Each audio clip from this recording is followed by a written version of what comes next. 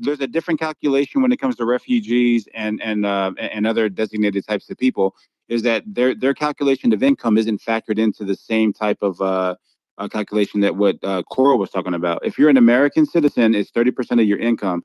if they're getting all these grants from these NGOs and these nonprofits, and then they get subsidies, they're not actually using that as what you would call income, right? So they don't pay 30% of anything because none of it classifies as actual income, because they feel like they're at a bad place and they need to be able to build some time, right?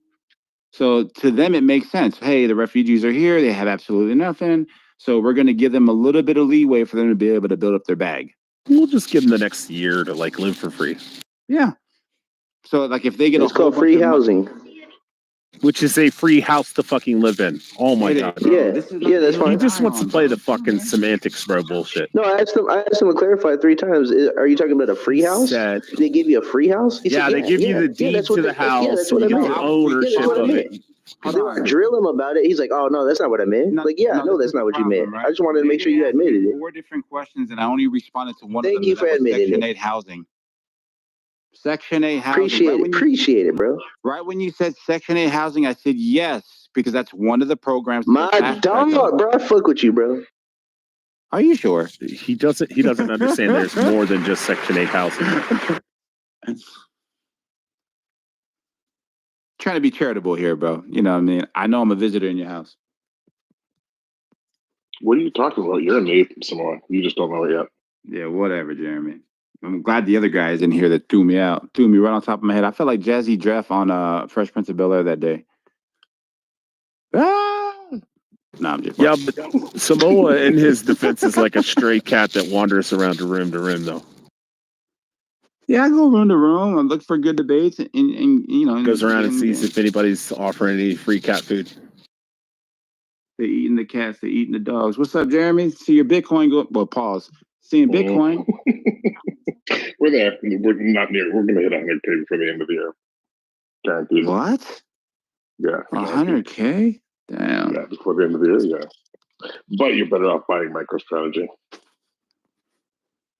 Shit, I'm so foreign to all that shit. Took me like 15 years before I had the littlest idea of what the fuck I was talking about, and I'm still learning. Did anybody vote early? I sure shit did. And what was your vote? How'd you vote? Oh, all down ballot Republicans. Or you just you just go straight Republican no matter what type shit? Oh, okay. Interesting. Teddy, you was already decided. You voted yet? You voted early? Nah, I enjoy going to the polls on the day of. Who you voting for?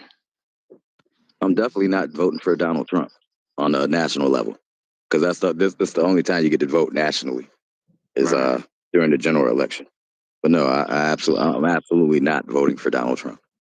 Do you mind? I don't like his rhetoric, and I don't like his policies. What policy? Yeah, we'll get to that a little later. But okay. yeah, I definitely don't like his rhetoric though, because he's 78 years old, right? That's a grandfather, right?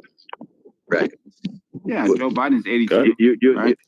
Okay, but we ain't talking about Joe Biden. Hold on. Start regurgitating 2025. Let me finish. Yeah, go ahead, bro.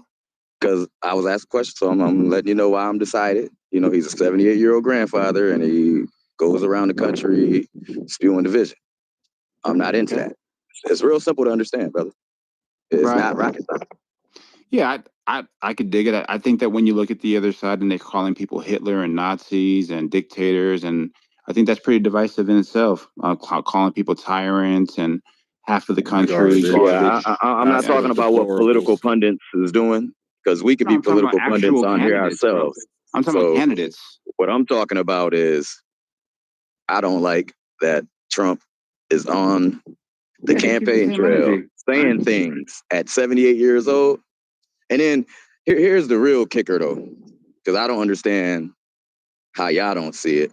Y'all Trump supporters. He gets up on the campaign trail and speaks on a third grade level. He's playing with y'all intelligence or lack thereof. Damn, that's crazy. You really don't even speak like that. I think he does. I think that when you actually watch him throughout his career, he's always talked the way that he talks. It's kind of crazy. No, he has when, you not. know, the pundits No, he on has the not. I've been on the watching him. legacy media were I've been saying that watching him his Bigley whole wasn't a career. word. You just don't Wait, realize. Teddy, He really didn't does you not remember speak the like that. political pundits saying that? Teddy? Don't you remember the pundits saying that Bigley wasn't actually a word, and then they had to look it up, and they were like, "Oh my God, Trump Like I actually said, just taught us a fucking word." If you've been paying attention to his career, he really does not speak like that. The way he gets on the we've campaign been trail and watching speaks Trump like he's talking to third graders. Yeah, come on, man. Yeah, we've been watching Trump since He's a back great in the day. actor, The and Rich and y'all kind of Famous, fall remember? for it. You remember the Rich and Famous when he was on WWF, Home Alone, Fresh Prince of Bel-Air? We've been watching him, bro. He talks the exact same way. No, he really don't. He has a On totally the different Apprentice. cadence. Yeah. He used a lot of bigger words. But he get on that Donald campaign trail, and he sound like he's talking to a bunch of rejects. So you're technicality on grammar. Because he's talking to his base. Bro, if you go watch his Right, interviews he's talking down to y'all, and y'all don't realize. He's talking down to like the average hold on real quick, bro. If you let's go give, back and watch his interview on The View, let him right? give us some examples. How does he talk down on people? On us? On who? Who are you talking about? On the Americans? Yeah, he's saying that the way he normally talks is with big words. He basically feels like his base is fucking stupid, and he done said it before. Y'all just don't realize it. Yes, Well, I've watched him a long time. that's what I'm saying. Can you give me an example so I can follow what you? Nope, I'm gonna let you do the research on him. I mean, this you stuff don't you have can't any fucking you examples should know because he's about. full of shit. Why even bring it? Look. You know, and this is why I don't get it. You can't give me one. Nope. Stingy Because ass. he's full of shit. That's why. Sandra, I can lead you to the water. I can't make you Teddy, drink. you're so full of shit. You could And plus, I'm at work. But what I can do, I can lead you to the water. I can't make you drink it. Hey, Sandra, so you Man, can we look still at this walking in interview. the pasture. We ain't even reached the water yet. Sandra, so you can look at this interview real quick. Oh, y'all need to catch up. Y'all ain't walking fast enough. Hold on real quick, bro. So you can look at this interview on The View, right? So just put Donald Trump in The View. This is back in 2015. He talks the exact same way. And then you go back 10 years before that on the Oprah Winfrey Show. Watch him again. He talks exactly the same, bro.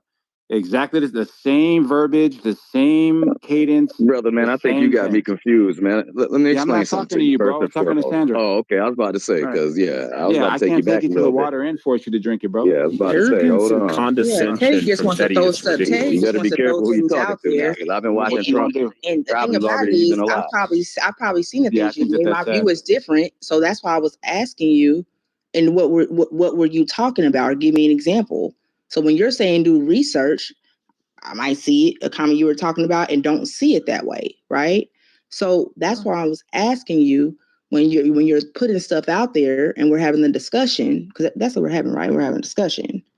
So, if you're saying, well, he talks down on Americans, I'm just asking you for an example. I mean, the onus So is we can on talk you to about it. provide the evidence, Teddy. So you just want to just throw stuff out your ass.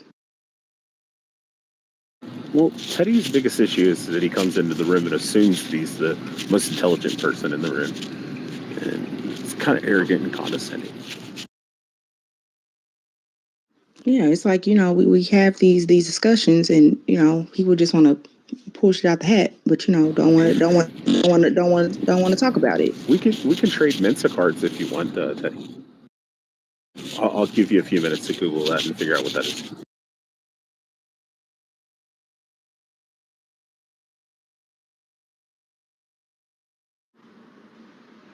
It's the shit I be talking about. It's the shit I be talking about. And this is what it comes with the Kamala supporters. Hey, whatever you want to vote for is whatever you want to vote for.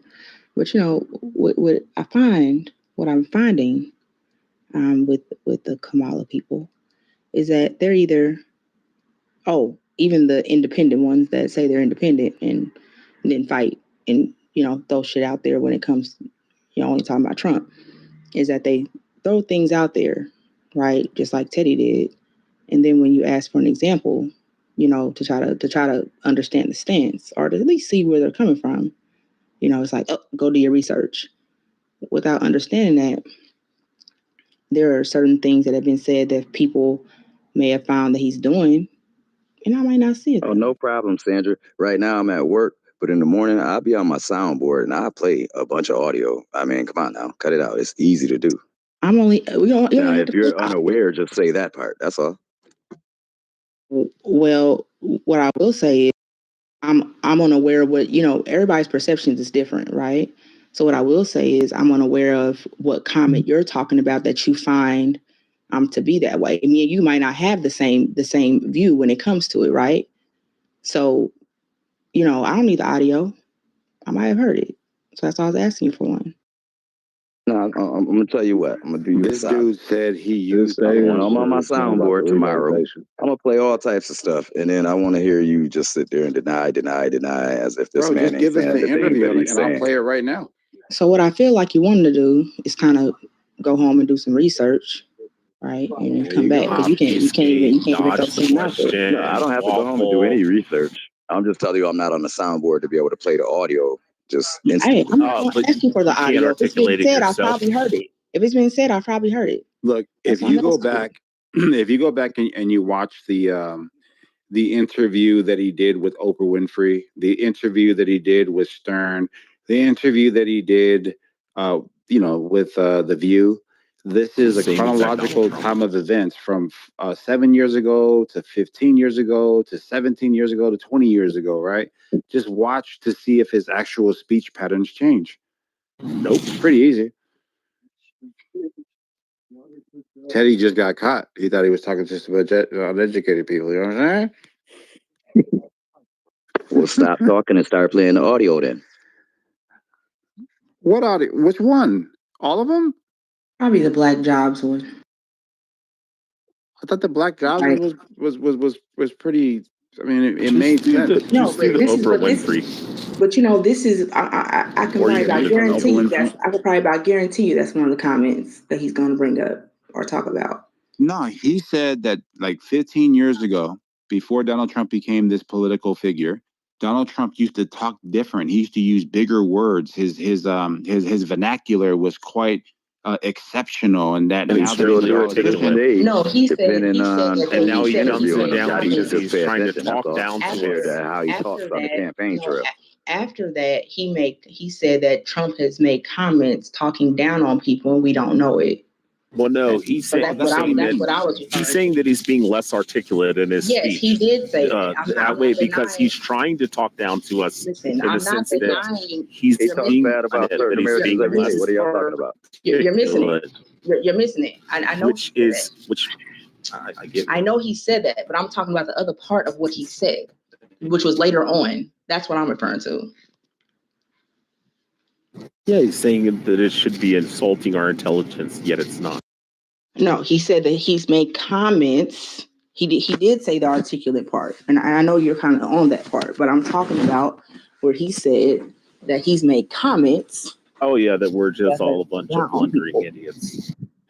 So that's why, this is some of the things that Trump has said. People say that he's, made comments that have been degrading towards American people. So when they say that, I try to see which one they're talking about. So I was just guessing that the Black Jobs one would be one. Let me see. What would be another one? Y'all blame him for the January 6th thing and say what else? Yeah. What else? What else did he say? Oh, what, eating the cats and dogs? Are those some of the ones you're talking about, Teddy?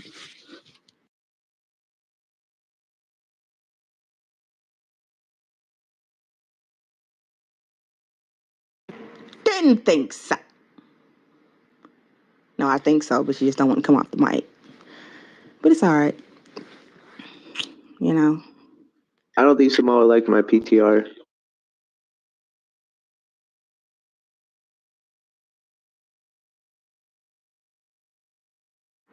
Oh my goodness. No, I can say unequivocally that Samoa left because the conversation got boring. Either that or you got tired of looking at your face. Probably. I'm getting tired of looking at your face. Change your PTR. Nope. They said he never letting it go. He won't.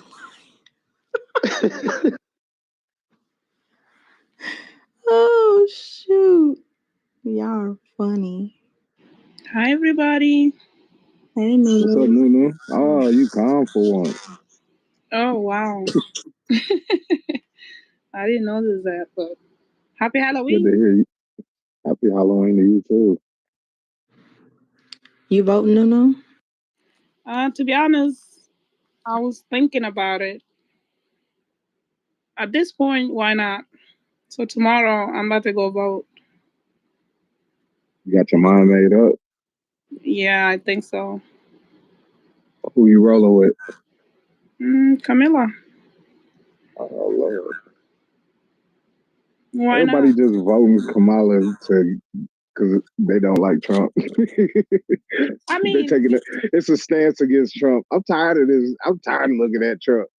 I'm going to vote. Nobody's actually voting for Kamala. They're voting against Trump.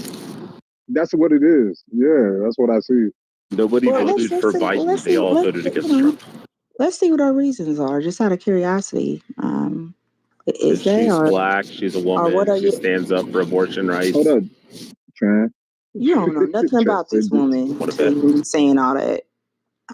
So, Nunu, what are your reasons? Just out of curiosity. We're just having a discussion. No one's. And were any of my No one's judging. reasoning accurate? Especially not Sandra. Well, my reason is just I want to support, Camilla. Just it's gonna be benefit not just United States.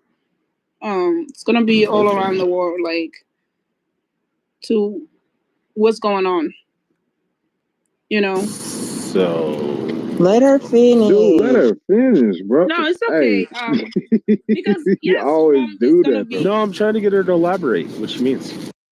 No, I feel like, just voting for her is going to help other countries, which is, that's very important to some other people that came to this country for our country to be in peace and also like more support that we normally get. So with Trump, it's going to be, I don't know what's going to happen. But yeah, my reason is just, we just need to be united and peace around the world, not just United States.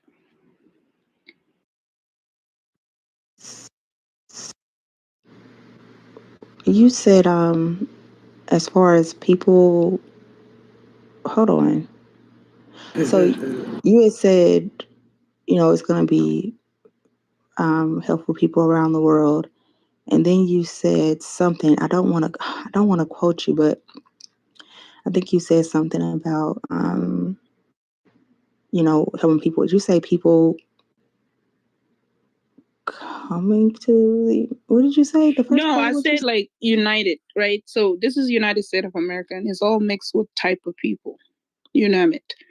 So for that, like basically like refugees that come here, so that whatever's going on around the world, like when it comes to war and stuff like that. Yeah, so you did say that. That's what I Democrat. thought. Yeah, so you did say that. So yeah, so the open, like the border type deal, Right, like letting the people border and something like that. Yeah.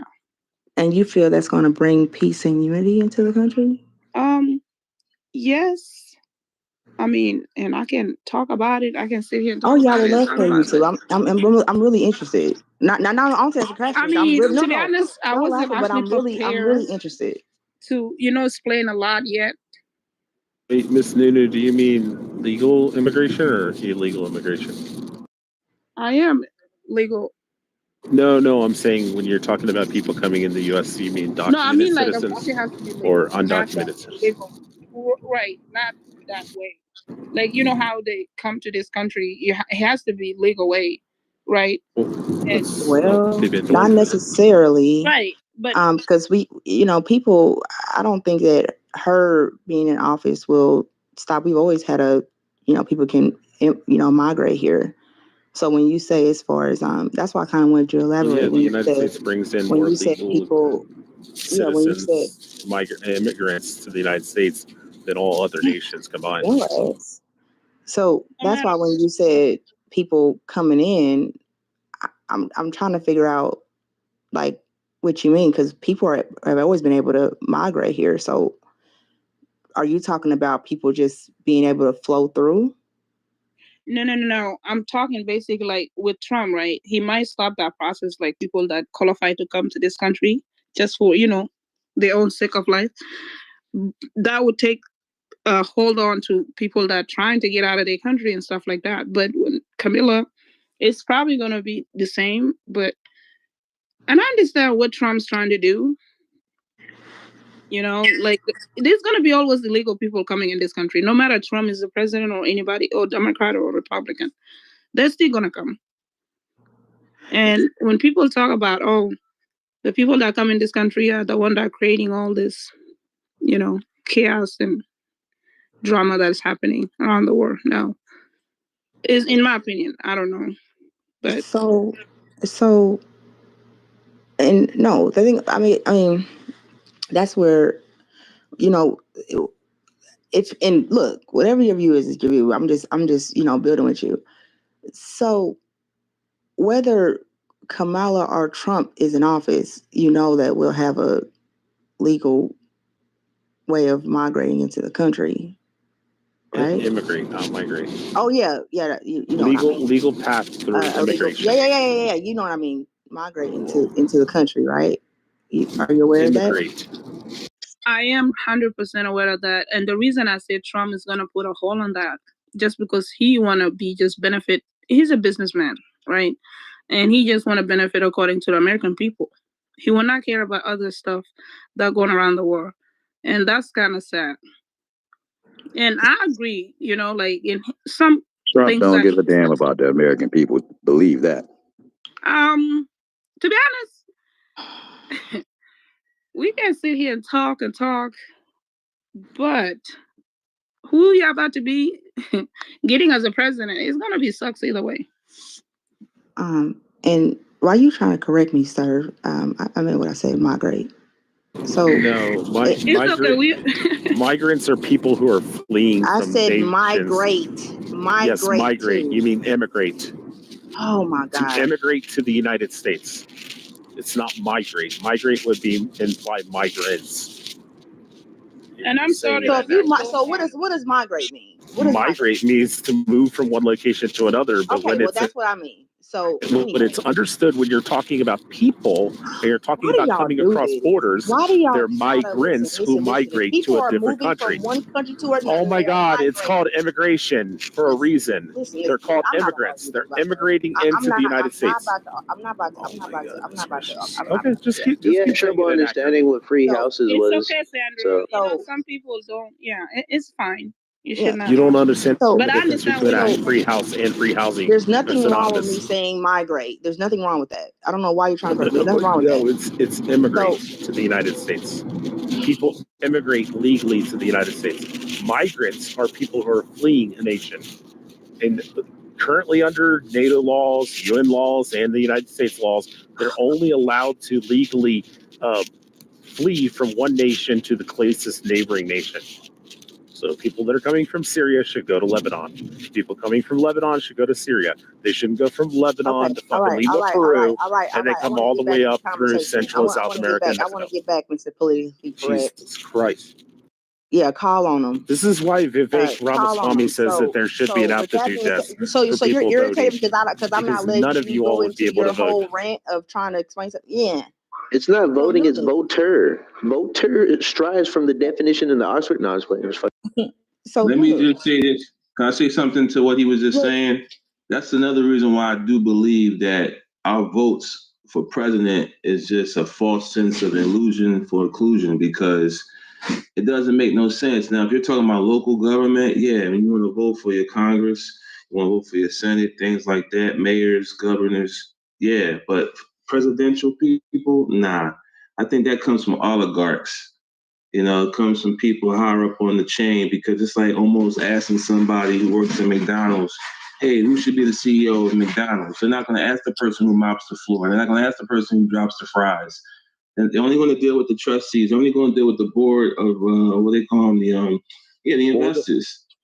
So it's like at the end of the day, board of executives, there you go, right? all of that. So why would they give us the ability to elect a person with nuclear codes? It doesn't make any fucking sense. When a lot of people can't read and write and they can't understand the three branches of messing up government, my anything field like right that. now. Not that. Y'all are I so land on messing that. up my Can field. read and write, bro. Y'all are Everybody so messing should. up my All of field. these people need to be forced to take a So- citizenship test or an aptitude So test how to be about able to this? vote. I agree with None that. of y'all would be able to vote. How about this? Because I want to finish building with Nuno really quick, and then we can get back to that really quick. So, just so I'm just trying to get a full understanding of her stance. So, why do you feel that keeping things the way that they are will bring peace and unity to the country? What's your take on that? No. Yeah, I'm here. Give me 1 second. Yeah, I mean, you only got the war in Ukraine, Israel, and Palestine. You only have increased So besides the inflation. aptitude You only test, have what else you want to add in 50% there? You want to over add a market poll tax too, value brother? on the housing market, which is about to collapse. Sebastian We had said the everyone bailouts can. during COVID. Sebastian said most BlackRock, people Vanguard, gotta watch State these dudes with Street, those loaded amassing comments like $25 that. trillion Talking about by we need to take an 2025. aptitude test to vote. You sound crazy. Sebastian said that most of us in here, or most of us can't read and write. I bet you every single Well, I person in wasn't this room saying can read you and per write. se, but a lot of people in America are functionally illiterate. So Everybody went to public or went to schools. They had to at some point, unless you know they they're didn't, passing unless they live people. like way out in the boonies. Well, no one's as No, smart that's as not true. what's his They have name? no child left behind. They're just passing people in schools nowadays, just passing them. What schools are those? Shit, I failed a lot. I'm gonna put a link up. It happened, I think, in Baltimore with a couple people, and the kids they had to get held back because they weren't able to do basic arithmetic. They couldn't read, like on a fucking junior high school level. I'm gonna put the video up. Hold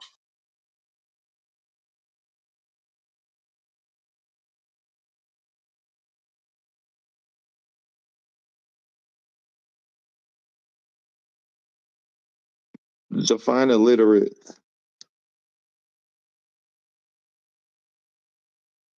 They love to What say are we everybody arguing about? illiterate, even though people be in the chat typing and reading. Yeah, I They know. stop They the just, I fact can't that even hardly read those chat fucking messages. Shit.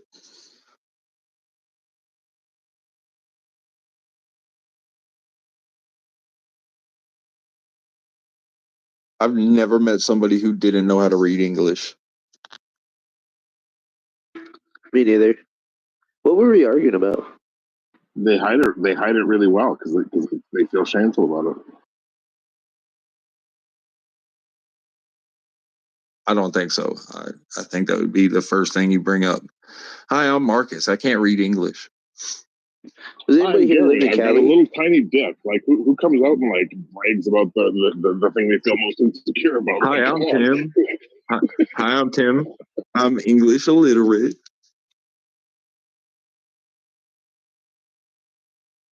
So Mr. Smarty Pants, I put a link in the chat for you. You can scroll to the second definition of migrate, and you could read it for yourself while you trying to correct somebody and threw off the whole freaking conversation. Why don't you do Bro, I that? swear he hears one word, right? It goes like migrate, migration, Yeah, immigrate, that's what they do. They migrate, wanna- immigrate. Like it's just like what the fuck? And they want to sit up here and try to So get your smart ass over there, and I want you to scroll down to what it says. Cambridge I want you to scroll down to what that says. All right. Using Cambridge Dictionary. That's what I want you to do. Urban Dictionary. Yeah, I already think you're illiterate. Urban Dictionary is the way to go. To move from one country or region to another. But anyway, who else got Look the it up mic? on Urban I need some Dictionary. spooky Halloween pussy to clap. What? Okay, we just all met somebody who can't read. Congratulations. I learned English recently.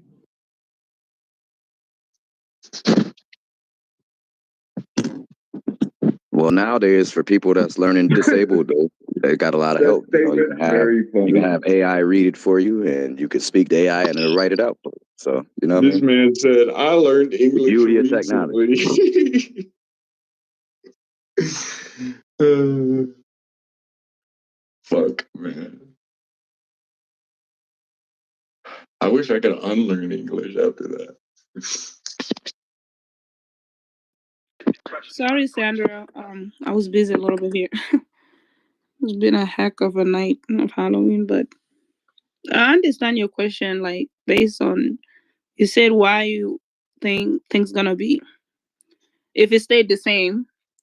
Is that what you? I'm trying to get your answer. What you asked me earlier, or was the different if Trump would come back to the office? Right. Well, no, you were saying that you feel it'll bring unity and peace to the country. So I was kind of asking how.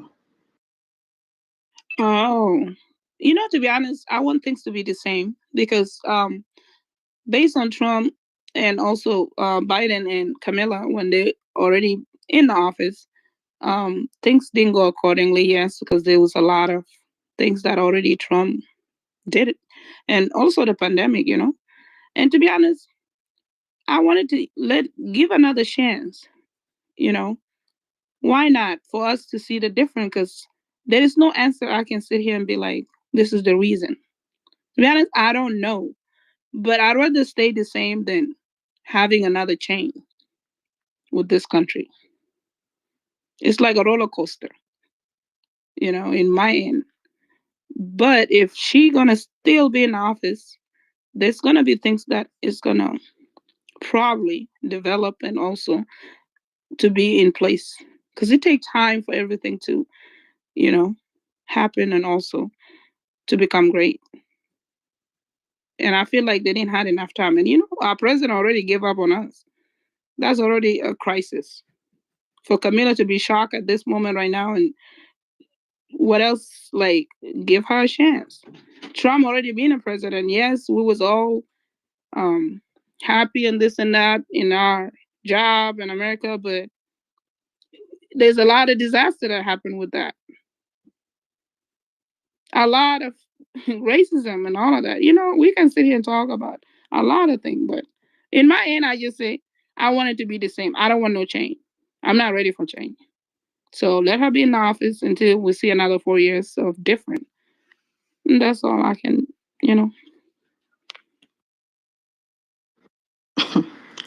Well,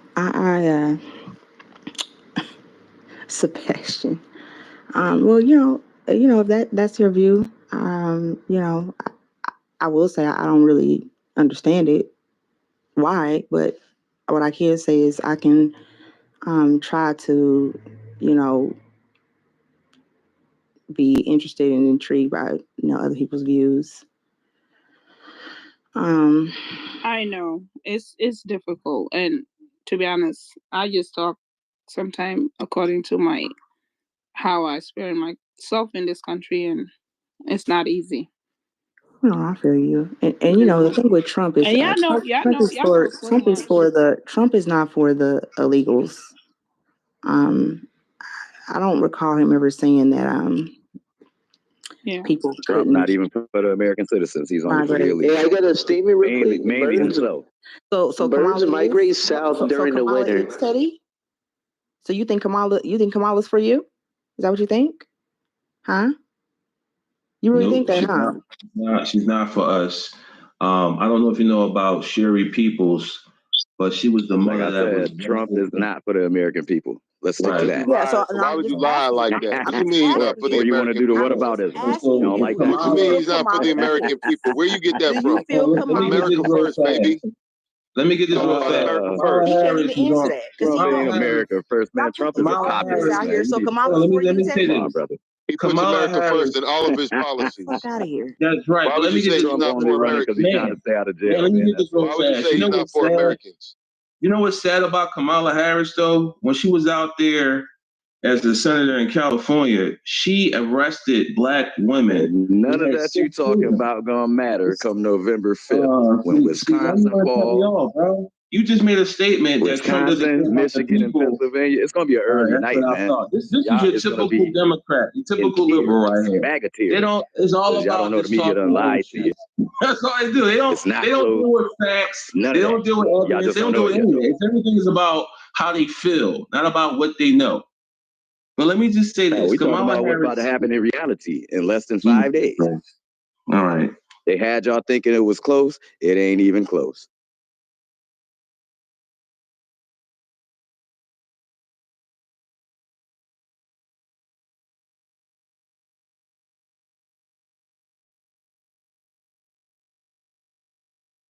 So what was that? Like a bash battle? What just happened? Ain't nothing. I just shook it up real quick for them. Have a little fun. Nah, he just did the typical Democrat shuffle. You know, the dance. Nah, Trump supporters are so sensitive that you can trigger them so easily. So, I just mess with y'all here and there. Y'all Hey, so Teddy, invested in it. I know Y'all you should be don't more like invested in your state and local elections, man.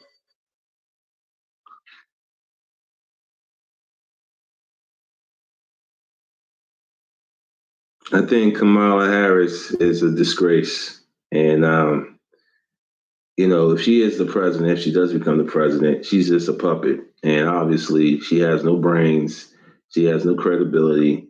And prepare for World War III. And that's all I have to say about that. Well, that was kind of dark. Everything is doom and gloom with them. And permission to speak. Let Trump tell it America is a trash can of the world. Yeah, go ahead, bro. Appreciate that, brother. All right, man, I ain't trying to come at nobody on the stage, but my question is to Sebastian, right? My question is to what you said, right? If you believe Kamala, right, or Kamala, or Miss Harris, right, better, Mrs. Harris, Miss Harris. If you think Trump, or if you think Harris is not for America or for you, then what makes you think Trump is for you or America? And that's the question right there. What makes you think that Trump isn't a puppet also? All right, that's a good question. Trump pardoned people. He pardoned the people that he's supposed to be racist against, black people. He pardoned many people, more black people than Obama has ever pardoned. Trump has hired many black people on his staff. He's helped. Yeah, one token dude in his administration, bro. Wow. You see that saying? And he should have gave him the Surgeon General job. You know what job he gave him instead? He gave him HUD. So fall back to that comment, brother, please, because you're factually incorrect. So let's let him finish. Let him finish. I'm just saying the basic stuff here, man. The proof is in the pudding. What you do, okay? When you have the potential, when you have the power to do certain things. And he freed up black people that were held down and convicted on frivolous charges and were prosecuted and they had to serve some time. He came in there, he had his people go in and overturn those cases. He pardoned those people. You cannot deny that. And since Biden's been in office, who has he pardoned? And now Kamala's a sitting president. What has she done? Who has she pardoned? She's on her way out. What He has she just done? said Kamala is the sitting president. Come on, bro. He Why is the are sitting you just president. spewing lies You're like gonna this? tell me? Let Why me do ask y'all you a do this? question. Do you really believe The same anybody? reason why Do you're y'all not really letting me believe? finish. Do y'all really believe Biden is the guy behind the steering wheel Why does right it now? take Let's these be dudes so honest. long to make a point? Why they can't keep it concise? Jesus Christ, Sandra, do you believe Biden's behind the steering wheel right now? No. Thank you. I think that's pretty obvious. No, it's not pretty obvious. Until they hand over power, Joe Biden is the president. No matter what y'all saying. What are y'all talking about? Go ahead, Sebastian. Was that all your answer? Was that your whole rebuttal, brother? Yeah, I mean, what else is there to say? He showed that he. And then furthermore, I don't think you know how them pardons work, brother. People pay for those, man. I'm not sure if you're familiar with that. You said people pay for what? A lot of people, Sebastian, think that you know, the elites is a conspiracy. You know, they don't really believe that the politicians are the you know, the hitman. And you know, when it comes to these two candidates, I always say, you know, it's just shit on both sides. But you know, I would rather go with the candidate that has some type of backbone on certain things. Is not afraid to stand up on certain things that he doesn't feel that are right. I feel like Kamala's a straight up full blown puppet. In my opinion, I feel like that's why they try to take him out.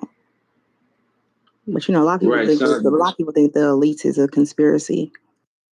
Sandra, listen. Most of us know that dude is a Russian agent, though. Most of us know. Like I said earlier, and I made the comparison to the whole McDonald thing. You know, people working at the lower levels, they don't have a say in who's going to be the CEO. That's how these presidential elections.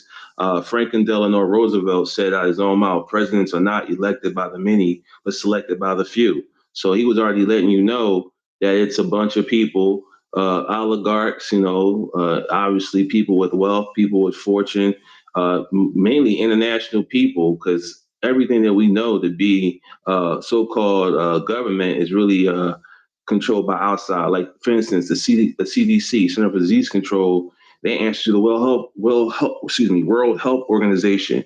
The United States Treasury Department answers to the Federal Reserve. These are foreign entities. They're not government agencies. So we already know that, you know, we're compromised. Most of your politicians, conspiracy theorists that don't know Trump is compromised, though. Listen, dude. I mean, I don't know, like, what's your deal? You're weird.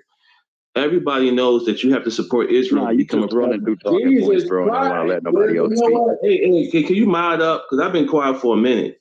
And this dude just, you know, I don't know if he's trolling. But the thing is, yeah, you got to support Israel to be a president. So that within itself shows you who really controls power. And most of the people that's sitting up there, they got dual citizenship anyway. And you cannot do that. That's unconstitutional. You cannot serve America and serve a foreign nation. You know, so yeah, I understand. Yeah, but see, Trump is more of I would say he's more of a maverick, if you would. So, you know, you look at Kamala Harris, she seems to be more of a globalist. She seems to be more of like, her strings are visible. Trump, if he has them, is only a few. And I think that he's more of a, you know, a renegade. That's why, like you say, his life was attempted twice. Man, so he ain't no damn renegade, man. That dude trying to destroy the country, man. Stop it. Lord of mercy. So that's okay, Sebastian. Go ahead and finish laying your paint. Then we'll get Teddy the mic. That's all I had to say. You know, but he's your typical Democrat. You know, can't control himself. You know, just want to say something. But I land. No, thanks for your share. Go ahead, Teddy. No, it's just called active listening, man. You don't know how to have a conversation where somebody can get a word in edgewise, or do you got to roll on a bunch of You talking? mean tell me now you ain't got nothing to say? Is that what you gonna tell me? No, you ain't got nothing to say. So we done stopped and landed his plane for you to go. No, I said what I said while he was making his points. I interjected and added a couple points. I said what I had to say already. I don't got to run on for 2 to 5 minutes with mad different topics to say what I got to say. Come on. It don't work like that with me. Here's the thing, Sandra. I timed myself. I didn't even go a whole 2 minutes. I did 1 minute and 12 seconds. And he had no patience for that. It's crazy. Yeah, that's Teddy. Trump, the only one that's not compromised, huh? You don't think Kamala's compromised? No, what I'm saying is because they always come with everybody else is compromised except Trump. So did anybody just hear me say? Even though his compromise is on full display. Did anybody here just hear me say that I believe there's a elite in charge and the politicians shins with an S or the hitman? Yeah, so like I said, I literally explained that when it comes to Trump, I just feel like it's certain things that he's just not with. I never ever said anything of what you're talking about. I think that you get so caught up in defending Kamala that you don't really kind of open up your ears and your mind to accept anything else except for what's in defense of her.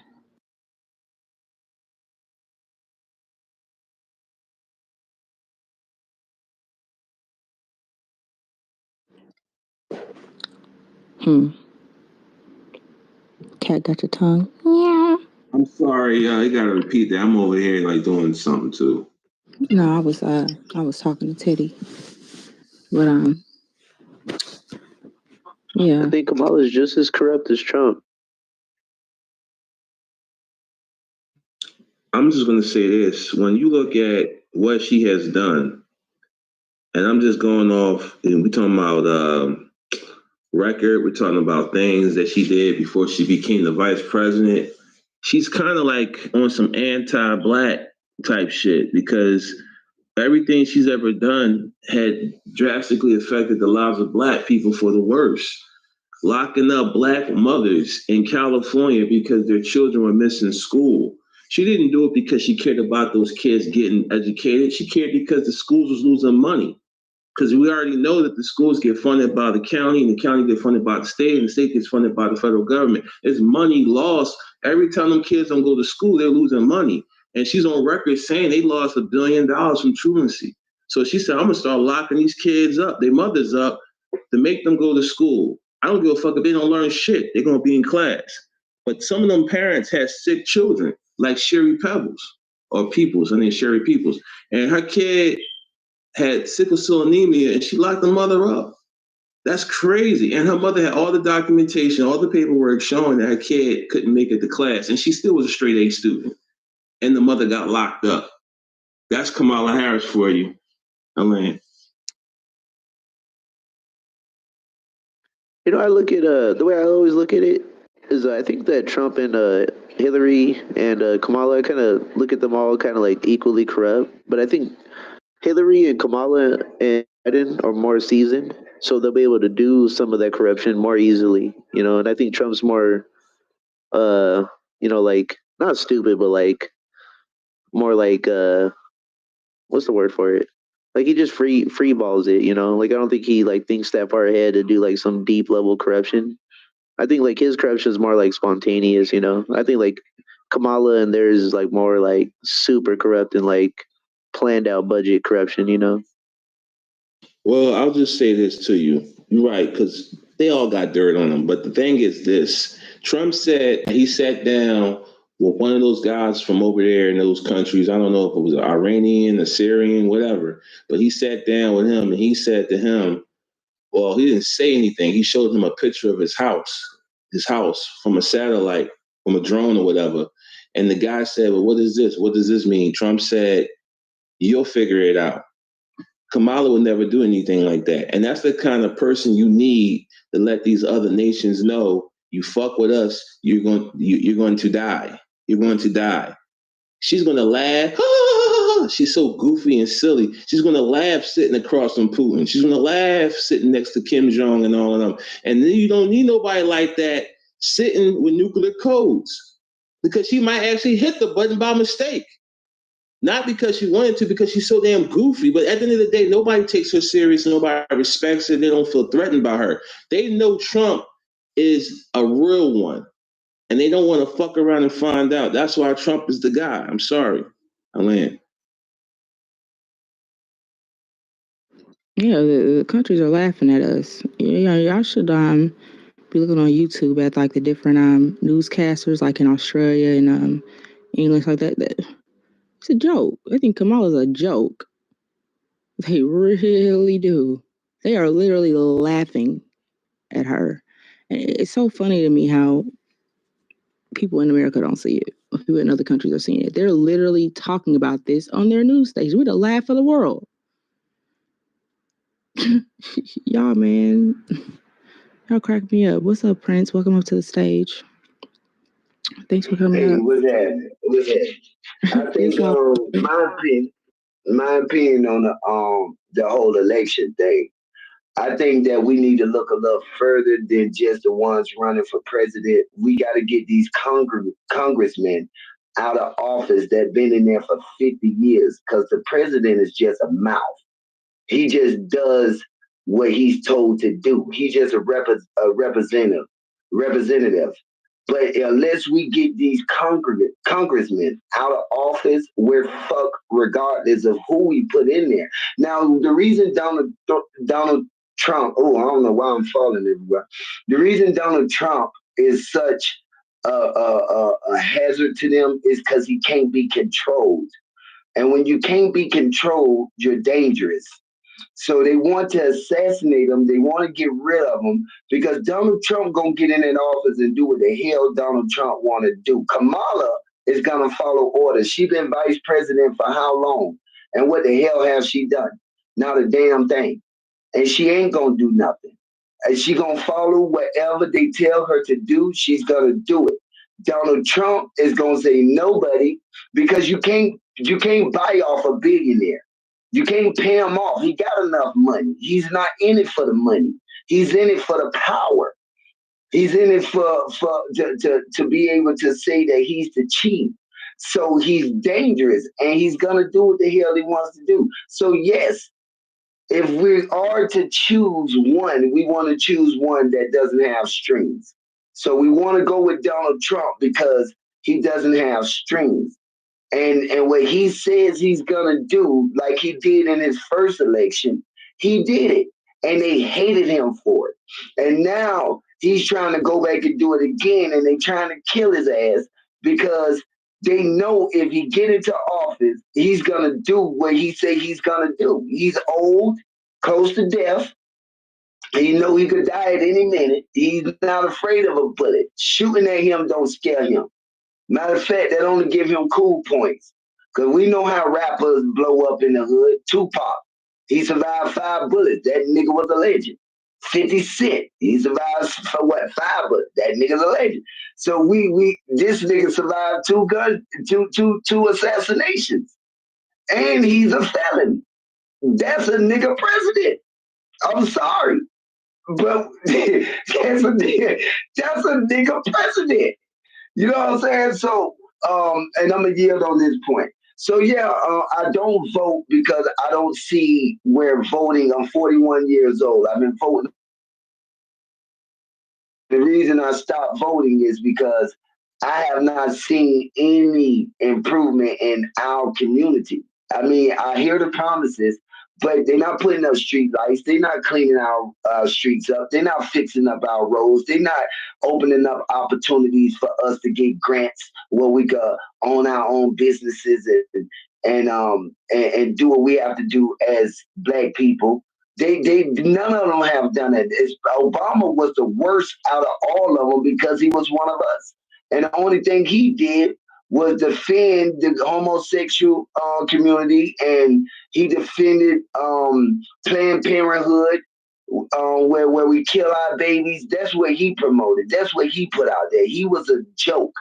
So yes, if you're gonna vote, which I suggest, you don't, but that's not up to me. But if you're gonna vote for the dude that don't have strings attached to him, and that would be Donald Trump. With that, I yield. You make a lot of great points, but I'll just say this. Thinking back, Obama was never one of us. Kamala's not one of us. And I say that because they don't allow Black American people to become president. Yeah, you can run Jesse Jackson, Shirley Chisholm, Al Sharpton. You can run Cornel West, Cynthia McKinney. You can run, but you're not going to win. You got to be a person that's obviously of a Black race, but you can't be of a so-called, what they say on this app, FBA, ADOS. You can't be that. You got to be multi-ethnic, multicultural. You got to be, because, Obama was raised in Indonesia, white mother, African father. He's not a Black American. He could be African American, but he ain't a Black American. Kamala's the same thing. She's not even Black. She's an Indian woman, an Irish Indian woman.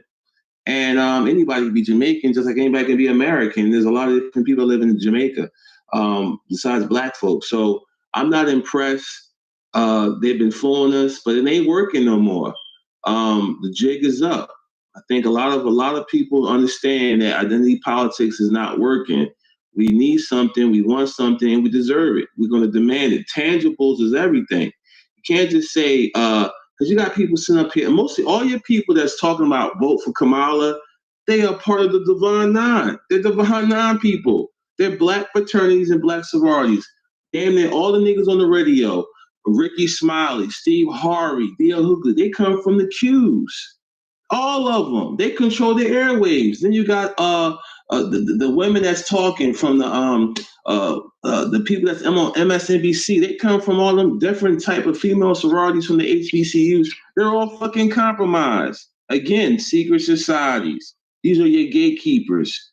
And we up here talking about some black excellence. No, it's for them.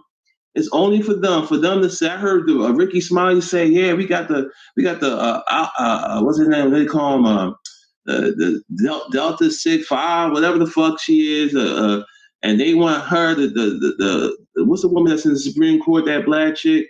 Oh, you know, Kamala's an AKA. She's gonna be sworn in by the chick in the Supreme Court on this day, Martin Luther King's birthday. I mean, that's all symbolism. It gets us nowhere. That's not helping us. That's not getting us jobs. Then they sit up here and say, oh, Donald Trump is a racist because he said black jobs. We know what the fuck black jobs are. We're talking about contract companies. You know, we're talking about brothers doing labor work, whatever, man. You know, it's the jobs that I see people in my neighborhood not working. Every time I see street work being done, I do see some housing or some shit. There's always some guy, Julio, Juan, Miguel, Enrique. They doing all the motherfucking work. That's the black jobs. Let me say this. Let me say this. For one, as black people and foreigners and immigrants and stolen property to this land again, I cannot, on good conscience, fault people for taking jobs that we don't want. They take jobs for low pay. We have maintenance these days. We're not working for minimum wage. They're gonna go out there because they come from a land where they're making $1 a day, and they coming over here and you offering them $4 more, $5 and 75 cents an hour to do this. Who wants to do that? So we can't fault them for taking work that we don't want. We don't want it. We're not gonna take it. And so when I say we can't blame them, we have to blame us to a certain degree because we forgot who we were as a nation of people, and we forgot that we have to fight and make sure that we go to neighborhood meetings when they downtown. When who goes downtown to what you call it, community meetings or whatever to vote in stuff and vote out stuff.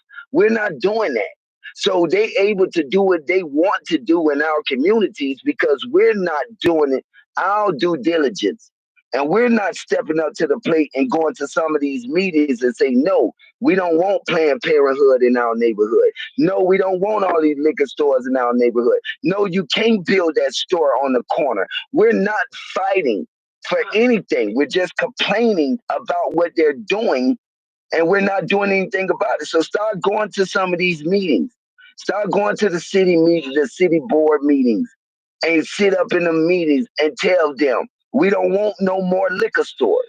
We don't want that built here. We have to do better. We can't sit around and fault them for doing what they're doing to us, and we're not fighting. So go ahead. Oh, if you're finished, I don't want to cut you off, my brother. Go ahead. I don't want to cut you off. Right. So as an elder, I'm 41, and I may not be everybody elder on here, but if I am, we got to go to the city hall. We got to go to some of these city hall meetings. We got to sit down in them. We got to vote stuff out and vote stuff in. And unless we doing that, forget about the election. The president don't have no power. He really don't. He could suggest stuff, but the congressman, the congressman, the House of Representatives, these people could vote out what he wants to do and go against it. So he's not the one we need to be focusing on. We need to be focusing on the congressman, and we need to go to the city hall meetings, and we need to go to stuff that involves our community. We need to go down there, and we need to demand and draw up petitions and demand what we want done in our community. We don't want Asians coming in our community, opening up Chinese stores and talking to us any kind of way. We don't want the Arabs coming up, building gas stations and corner stores and kicking us out and cursing us out and violating us in our own community. We have to fight on paper. We got to go down there. We got to fight on these things. That is the only solution we have. Forget about the election. Go ahead, bro. No, I know, because I'm sorry. I just got to say this. See, I disagree with some of that. We do want the jobs. But like Umar Johnson said, Tyvis Smiley has said, American families are under the worst leadership. Families are facing unprecedented financial hardships because the companies are being, first of all, the government's allowing them to outsource the jobs, outsource the work. They're not giving people decent wages to have a decent lifestyle in America. Okay, you're talking about factories that won't even hire the local people. That's why one thing I said about Republicans, they do provide prisons in communities, and they provide it to the people, the small towns, and they get the jobs working in the prisons and so forth. Private prisons and so forth, but that's a whole other conversation. The prison industrial complex, and then they also have these places where they manufacture weapons in America. Boeing, Johnson & Johnson, they do have companies in America where they do, because that's something different. That's American-made stuff. But I'm just saying, these other companies, these other corporations that make clothes and make computer parts and so forth, they outsource those jobs. And these companies, they lobby money to your politicians that you keep talking about we got to go talk to. They don't have to talk to you because you don't have no money for them.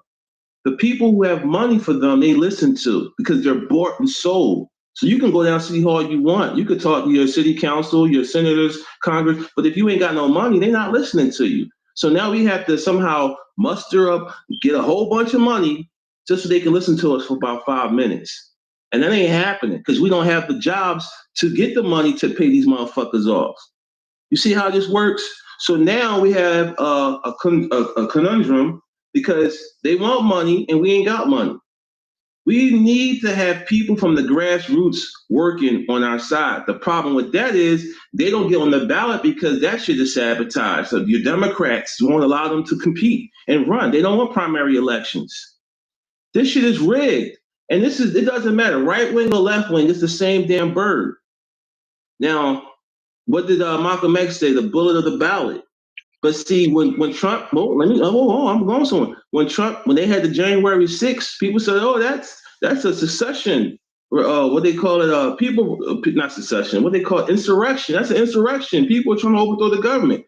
People are getting tired of this shit. They didn't go in there with guns, but that's going to happen because people know everything is rigged. The jobs are being put in people's hands who are not American. That's why they want to confiscate the weapons and the guns because they know another civil war is bound to happen. I'm telling you, the writing's on the wall. We're going towards a societal collapse. People want jobs. Whoa, what you got for me, brother? Let me ask you something. Do you buy Jordans? Do I value Jordans? I don't buy them. Jordans, the shoes. No, I don't buy that. No. Okay, good. So anybody who buys Jordan is one of the biggest investors in prisons. They're locking our asses up. These celebrities, these people, these so-called black men of ours who we look up to as idols are investing their money in the prisons that throw us away and lock us in chains. Jordan is one of the biggest investors in prisons. Google it, look it up. That out of mostly anybody on the planet, but we run off and we buy his shoes. We spend $200-300 on his shoes. Can't you see what the problem is? The problem is not everybody else. It's us. We cannot fault people we can't fault other people for grasping the opportunity that we are not grasping. Even when you talk about the jobs and stuff that's not given, the reason why foreigners, like I stated earlier, the reason why foreigners are allowed to come over here and get these jobs is because they work for slavery pay. They come over here and they'll do it for $5.75. I mean, who on this line or platform right now is willing to work for minimum wage and go out there and cut the freeway? Them Mexicans you see out there, they're making minimum wage to cut that freeway. We don't want that. And we support these men and women who is against us because we don't educate ourselves. So what I'm saying is we have to get, the only way to get to the bottom of this is we have to, for once, forget about religion, forget about what clique you form, what nationality you are. If you are a black man or a black woman, you gotta unite. You gotta, yes, research it. Sebastian, look that up. Sebastian, look it up. We have to go back and we have to unite. We, like I told you, we could say all of this stuff that we saying, unless we going down there to the city hall and meetings and where they passing all these laws in our community. If we say and we stand up and we draw up a petition that say we don't want another Indian operating another corner store in our community, they would not allow it to happen. They can't do it because we voted against it. But nobody's voting against that. So you saying they can tell a person they can't open a business in a city because they Asian? Yeah. Thank you, Sandra. I'm glad you said that. Because I don't think this is America, man. It's capitalism. No. Let me tell you what I'm saying. I have a buddy. I'm from Miami, Florida. My buddy lives downtown in a high rise. He's a correction officer, McGee. He's a correction officer. Went downtown in a high rise in Miami. They wanted to build a Walmart. Do you know that the people, the residents of that area went down and voted that Walmart out because they didn't want the traffic coming in that it disturbed their neighborhood? So they wasn't allowed to build a Walmart in that spot. They had to find somewhere else because they voted it out. I'm not just talking about not doing it because there's an Asian man. What I'm saying is if we vote against what we don't want, I only say Asian man, on the premise just to say that that I'm just because I'm talking to black people. That's why I use Asian I feel man. we got way more bigger fucking issues than that than worrying about, and not saying that, as far as that, but I mean, just my opinion, I don't see them saying, "Oh, you Asian, you can't open a business. You can't open a business in this neighborhood." And what kind of gets me with that, and I hate to cut you off, but kind of gets me with that is I was actually talking about this a little earlier. When I hear white people say stuff like that, but let's say, like I live in a predominantly Asian suburban city, right? And let's say I wanted to open me up a business, which I want to open me up a storefront, which I have. And I was told I couldn't open up my business because I'm black. Would that be fair to you? No. What I told you was I only mentioned Asian because I'm talking to black people, but my overall point was just building that store or that restaurant or whatever in the community if we didn't want it there. That's my overall point. It's not really the nationality. So much. Oh, okay. So as far as a liquor store, thing like that, but nothing to do with the ethnicity or race, right?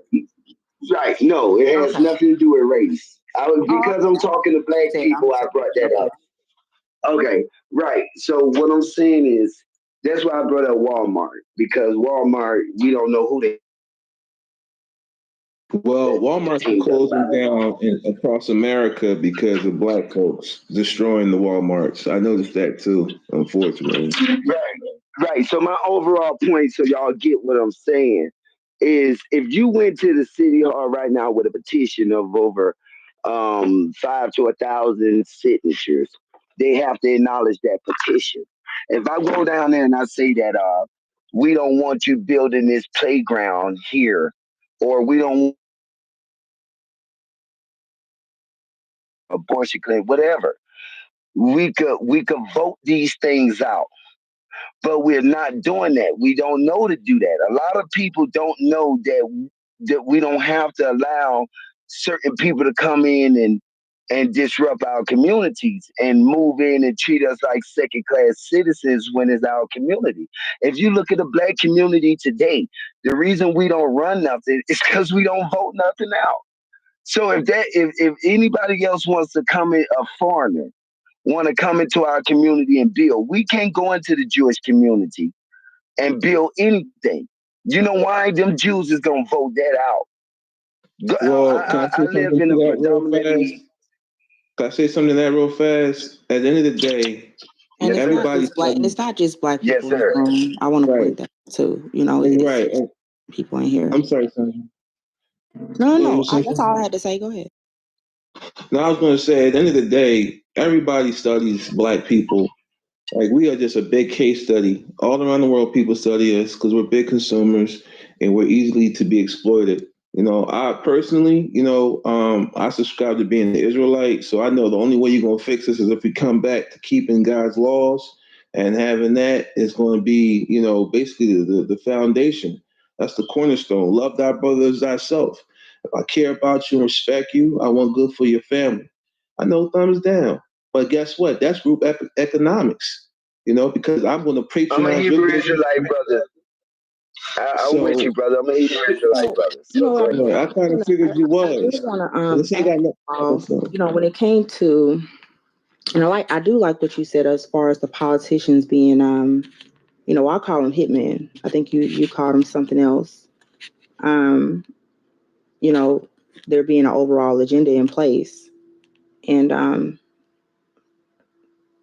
even when I just wish that people would kind of wake up to that. When you even have Teddy, he sits there and he says, y'all think Trump ain't correct. I'm saying he does his thing. Lets me know that Teddy doesn't believe in the elites. He doesn't believe there's a bigger agenda. What do you mean? What do you mean?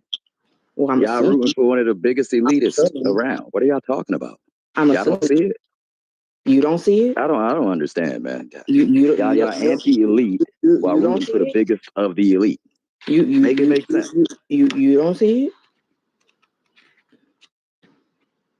Well, you think Kamala's squeaky clean? You think she gonna head you out? Is that what you think? I gotta get off here, y'all. I just want to say, Sandra, you are a beautiful woman and a beautiful mind person too. Prince, it was good running across you, brother. Shalom, Teddy. Shalom. I don't know what to tell you, man. Come on, man. You're an Israelite capping for the white man. Cut it out, brother. So, Teddy, become a prepper, brother, because you're gonna need it if Kamala get in there, bro. All y'all better become preppers because it's over, man. Show Rally in your Israelite garb and see how you get treated. Stop it, brother. He is not for you. And Kamala's for you. You haven't answered. Is Kamala for you, Teddy? This ain't about Kamala. This is about Trump not being for black men. It's real simple to understand. After what about Israel trying to switch it up? Teddy. We ain't talking about that. He ain't for you, brother. Miss Sandra. Cut it out. Miss Sandra. I think so. Miss Sandra. Let me ask Teddy a question. Teddy, do you realize Donald Trump has done more throughout the history for black people? His football team, the football team that Donald Trump had. I'm gonna get up out of here, man. You brothers is lost. Well, you don't run now. Don't run now. No, don't run. Oh, he ran. Yeah, I was gonna get him. He ran. Ran? Yeah, he got off the phone quick. But they don't even understand. Donald Trump have done a lot for our community, even in his four years of president. How much money did we get? How many jobs opened up? Donald Trump was not that bad. I mean, he said some dumb shit, but they all do. They all do. I'm gonna be honest with you. When it comes to, and not to shoot down what you're saying, but it comes to the money in the pockets and the jobs, and the people that feel I'm conspiracy theorists. I'm about to come with some. It's money is the blind, and the work is to keep you under slave labor. And what I do feel is like I said in the chat earlier, Trump, being that he's certain things he's not with and he's willing to stand up against, will stall more time when it comes to them having full control, because that's what they've been headed towards. That, and they're almost there. They've pretty much checked off everything on the list that they've put in place for this to occur. Even this war in the Middle East. So once they get done doing a little riff-raff with that, and they're gonna come to y'all and say, oh, and act like they done gave a solution to some havoc, to make everybody conform, it's gonna be too late. And I just this election is a very important election just for that reason. And he's gonna stall us more time. It's too late to kind of reverse it, because they're gonna keep they're too close. They're too close to stop unless they're overthrown. But you have so many people that believe it's a conspiracy. They think people that think that just hopped out of the cuckoo nest, and they've been successful at. That's why it's called secret.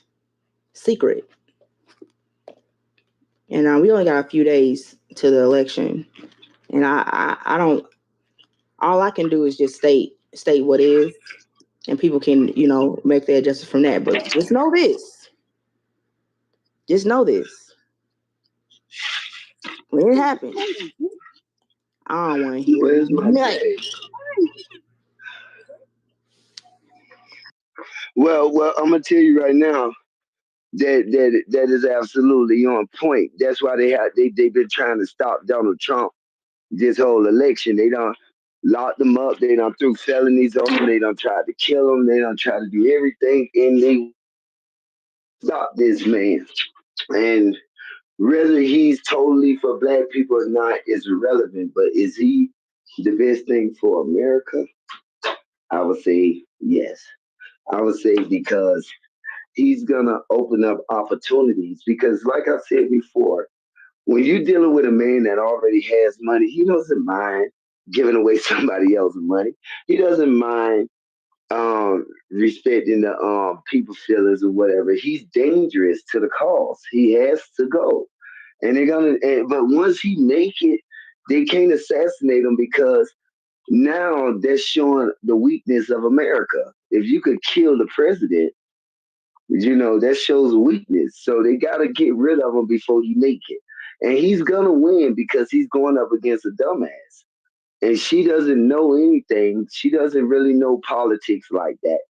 And she doesn't really know what the hell she's doing. Not only that, she's a woman, and 50 to 60% of the world is Muslim. Muslims don't fold to women.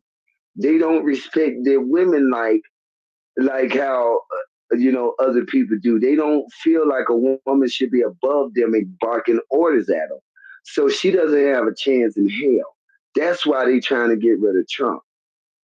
So because they know this already.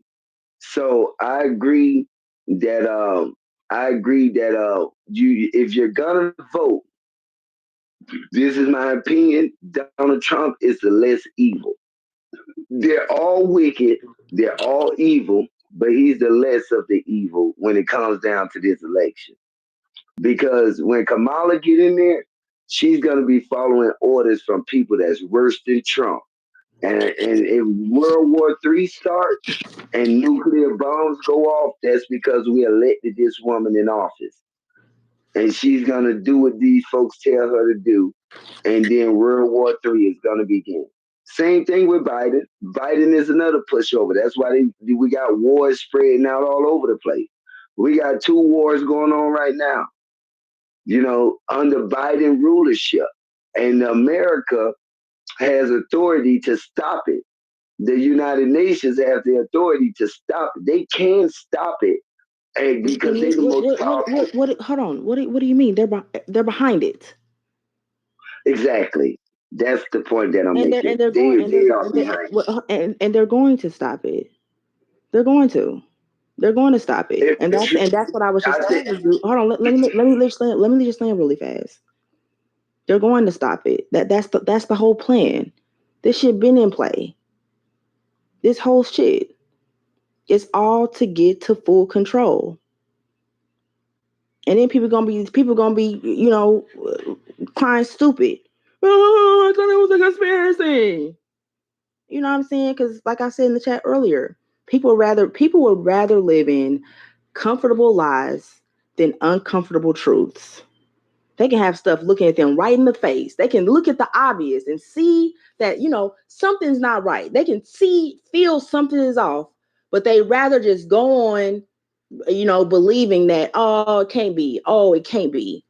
You know what I'm saying? It's you know, it almost gets to be kind of annoying at this point because, you know, where we are as a country right now, and you look at all the systems, everything that's been put in place, all these things, how they have everything from medical records, IRS consents, all these things they have put into place, banking accounts,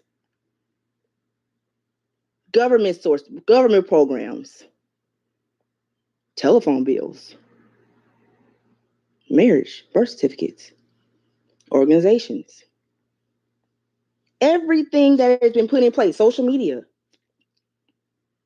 drugs, alcohol, you know, payment of bills, water bills, telephone bills, auto payments, mortgages, belief systems, court records, police records.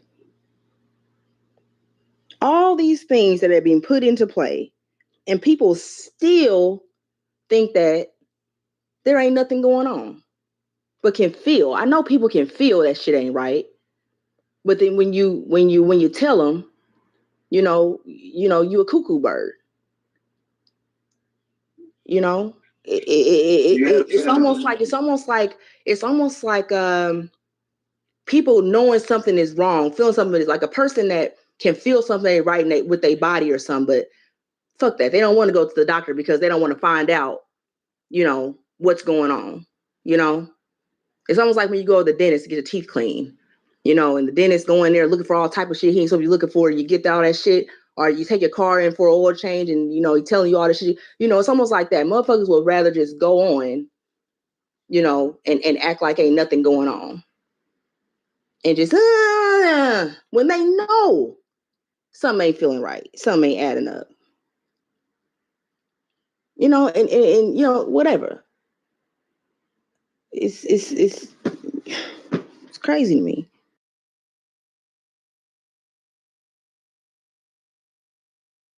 You know, it's I'll tell you crazy. one thing, but I just think it's crazy people believe what's in my PTR before they believe in dinosaurs. But yeah, go ahead. My bad. no, I just want to agree with the sister because she's absolutely right about that. We so busy in our comfort zone where we feel safe that we don't care about anything else that's going on in the world that could possibly affect us, like these wars that's going on. A lot of people like to take sides and say who's right, who's wrong. Well, it's fine to say that because it's cross seas. It's fine to say that because it haven't hit your doorstep. But when that war spreads, because America is endorsing Israel, so America is technically the enemy of the Muslims. So if they're gonna destroy and cripple Israel, they gotta destroy their supporters. That means they have to wipe out America where me and you live. So right now, it's okay. But you wait till they start dropping bombs in your neighborhood. You wait till they start blowing up us over here and see if we have that same neutral feeling towards this war. Then everything's gonna change. So yes, I agree with you. We in our comfort zone. We where everything seems to look good on the outside. And we don't too much really care about anything else that's going on. And that's where we're messing up at. That's our total downfall. The American government has placed Israel over there, which is some Caucasian people like themselves, because the Jews run the world. We know that. So what happened is, in order for them to take over Africa and period, they need a military force that they could use to do so. And that's just what Israel doing. They see all the they before we had cameras and stuff, we didn't really know what was going on over there. We didn't even really pay attention. We didn't care. Okay. Until now, we starting to get more info, and we're like, "Yo, what's going on here? Why are we endorsing them? Why they blowing up women and children? Why they blowing up innocent grandparents and stuff? They just dropping bombs on people. That has nothing to do with the war." And some folks say, "Well, they'll attack Israel first," even if you say that's true. Let's just say our American government sending soldiers to attack another country. Do we think we should die for the decisions of our government? Do we think that we should be destroyed and have bombs drop on our house, killing our children and women and everybody because of the decision our government made? We would say, of course not. But when it comes down to everybody else, we like, okay, yeah, well, kill them all. Women, children, doesn't matter. Amalek, let's do it. So we have to first, as Black people, we have to gain some kind of power. And the only power that we could gain is a power of unity. And when we come together, we're the most dangerous threat to America. The reason why America fear us the most, they pay people to study us and figure out a way to divide us and destroy us. That's why I don't like religion. So they study us because we are the biggest threat on the planet. There's nothing like a Black woman and a Black man. There's nothing like us. They are inferior to us, and they know it. So they destroy us, and they make sure we don't own nothing, so we have no capital. They make sure that they give you tons of paperwork and deny you on everything, that you're trying to do to keep you as a second and third class citizen. And we have to understand. They're keeping track on everybody. That's why they give us, from the IRS to the medical records to social media to our phones. So no matter what color you are. Now, I will agree that they put stuff in place as far as minorities are concerned, but when it comes to the overall shit, we want full control of everything. They already got all our shit. They got everything. They know every thing about you. Everything. So, but Sandra, this is what I'm saying. Go Sandra, ahead. you heard earlier we were talking about the foreigners coming over here taking our jobs and all that. As long as they could get us poor people, the majority, long as they could get us battling against each other, we won't focus on the biggest picture. So as long as we sitting here faulting the Mexican man for taking our jobs, we so busy focusing on that. It's a distraction. It's a distraction. They're simply getting us pointing When it comes down to the overall thing, it ain't gonna matter what color you are. It ain't gonna matter if you Black. It ain't gonna matter if you white. It ain't gonna matter if you Asian. It ain't gonna matter about none of that. If you are a person in this country, it's gonna affect you. So I'm not trying to down what you're saying. I'm not trying to, but it's gonna hit everybody. It is. That's already my happening. So point. it don't matter. It don't matter if you're Mexican. It don't matter what you are. So let me ask you this, Sandra. If we so busy as minorities, if we so busy battling and fighting each other, we're not going to look at the bigger picture. That's the point, divide and conquer. So what they want us to do is focus on, and I'm only going off of what I heard on this platform when we were talking about the foreigners and stuff, because they're the minority, but as long as we can focus on that, we will not see the bigger picture. And that's my point when I said what I said. We so busy as poor people fighting against other poor people who's trying to come over and make a living. Poor is a mindset. Poor is a mindset. That ain't my mindset. Well, that's the mindset. And my mother, I had to check my mother on this because my mother was like, these freaking Mexicans and all these people coming over here stealing black folks' jobs. I said, Mommy, when the hell you ever wanted to work for minimum wage? When the hell you gonna go out there and work for $5 an hour? We don't want to do that.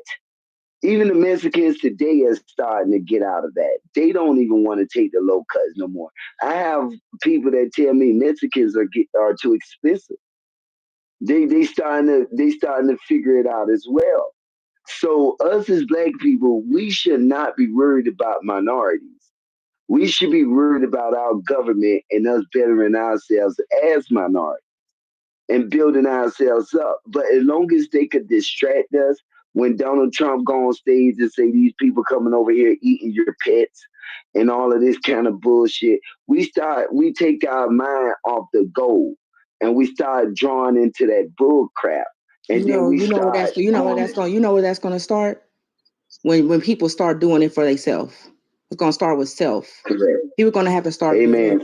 and getting the mindset and getting out of that for themselves. So, I hear you when you saying as far as black people getting together, but let me tell you that it's a self thing. And we still in the mindset of entitlement and blaming everything and everything around us for the situation that we're in, or some of us are in, I should say. Then whatever. People have to start working on self. Not saying that I don't care about as a whole. What I'm saying is that's where it has to begin.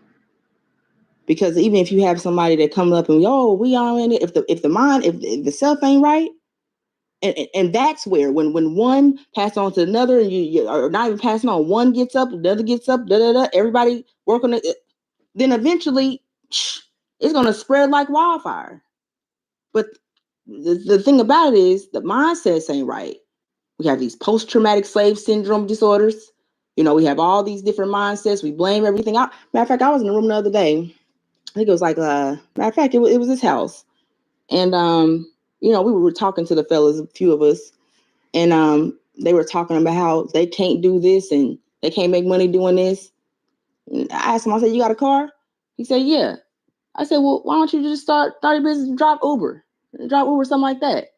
You know what he said? Now I ain't trying to, dance and it's always an excuse for everything. People in neighborhoods. Oh, I can't get no good job. I can't get no good job. Well, why ain't you, if the system set up that way, why ain't you working towards trying to do what it takes to get a better job? Oh, they don't give black people they don't give black people funds. I can't do that. I don't have time. It's always an excuse for every fucking thing. And I'm tired of hearing it. What need to do is everybody need to work on bettering themselves and letting it spread like wildfire and getting a certain mindset. So we can start so movements can continue. But I'm gonna tell you right now, I think we out of time.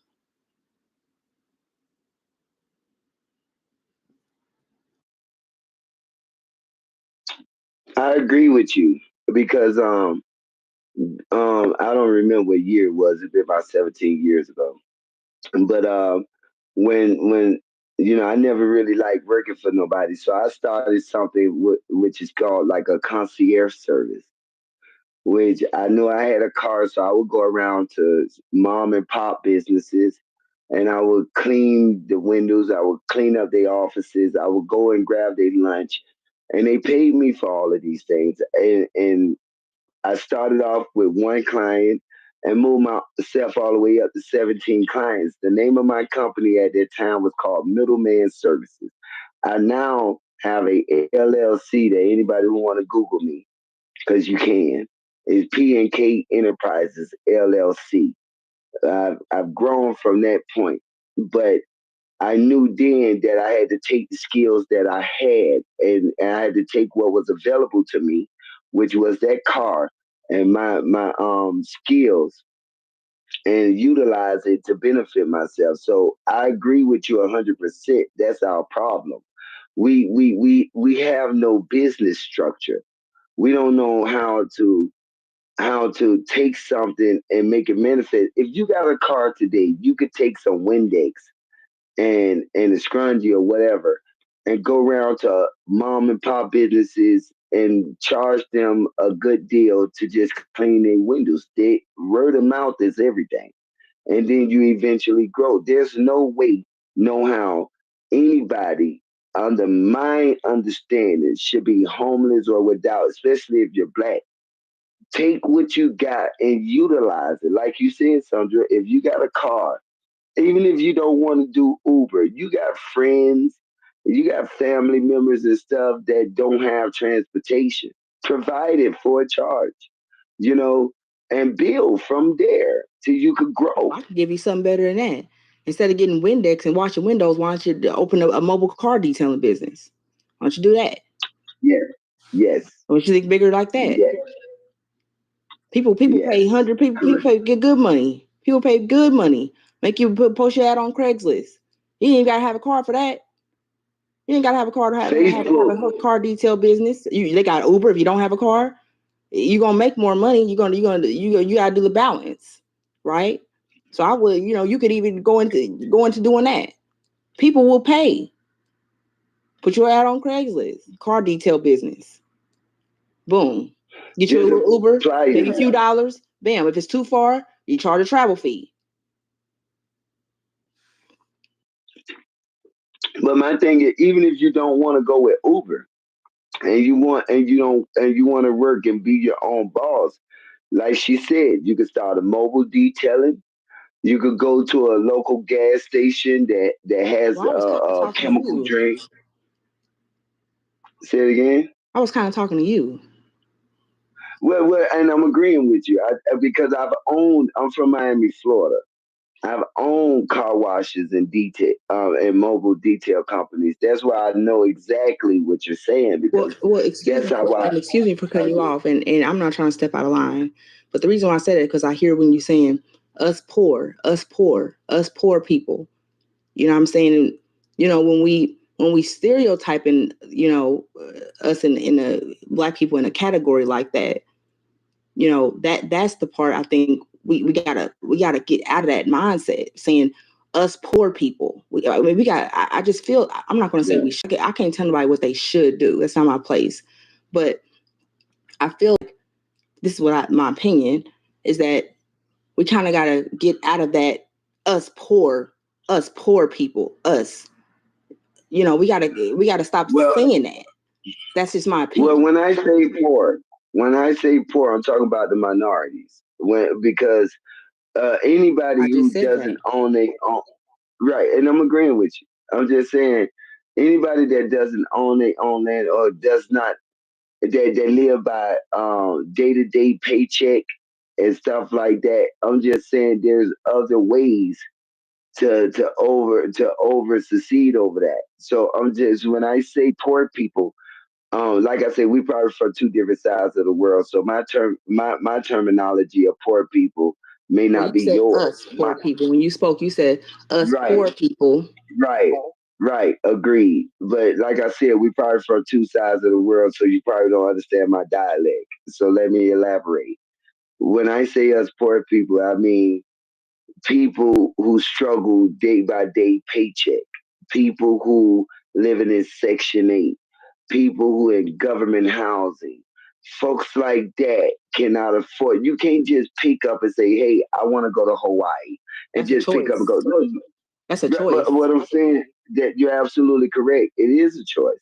But this is the thing: when you come down to the wealthy can make that choice come into reality by snap of their finger. They could say a wealthy person could say, "Hey, I want to go to Hawaii." They could get up, get on a private plane, or go to the airport and get on a plane and go. When the other people will have to save for that or wait for a special deal that they could submit in. So I did. There's a difference in my vocabulary There's a difference between poor and po. Okay, where you can't even afford the other O and the other R. You just po. You can't even afford the rest to be poor. Okay, so when I say poor, I'm just talking about like third class citizens, folks that live check by check, like the majority of us do. You know, we live paycheck by paycheck. We have to squeeze and make things happen along the way. That's my definition of poor. My definition of comfortable is being able to operate and move the way that you want to move. You know, if you want to go to Hawaii, you could just drop at the pick of a dime. You could just get up and go. But poor people can't do that. Poor people have to budget that into their budget. They have to save months at a time in order to do these things. So that's what I mean when I say poor. And that goes for the minority. You know what I mean? So so what I'm saying is for us to be able to grow past that level and evolve to another level, these are the things that we could do to get there. For one, we unite under one cause. One cause is we want to be successful. We want to get out of that category of being poor, and we want to be comfortable. I want to make sure that I own some land that I could leave behind. I want to make sure that I could get up and I could get on a plane to go wherever I want, and I don't have to worry about the expenses and things of that matter. And that's where I think that we should be fighting to get at. If that make any sense. I think you can get that. You when you mean fighting to get at, fighting how to get that. Let me just be clarify what you're saying. Politically. So we have That's to why I fight. mentioned. So just so I'm understanding, so you saying that we have to fight politically to get to a place of being able to live comfortably. Is that what you're saying? Of course, yes. It starts politically first because we got to make sure the right laws are passed where we can have the opportunity to move and operate fluently where we could gain that kind of success. So you don't like think I said earlier. so you don't think we have that people have the opportunity now? Oh, the opportunity is always there. The opportunity is always there. It's grasping that opportunity.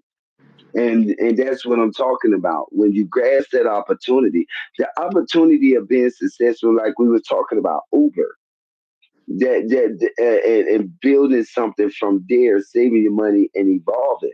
That's the opportunity you have. The opportunity is freedom.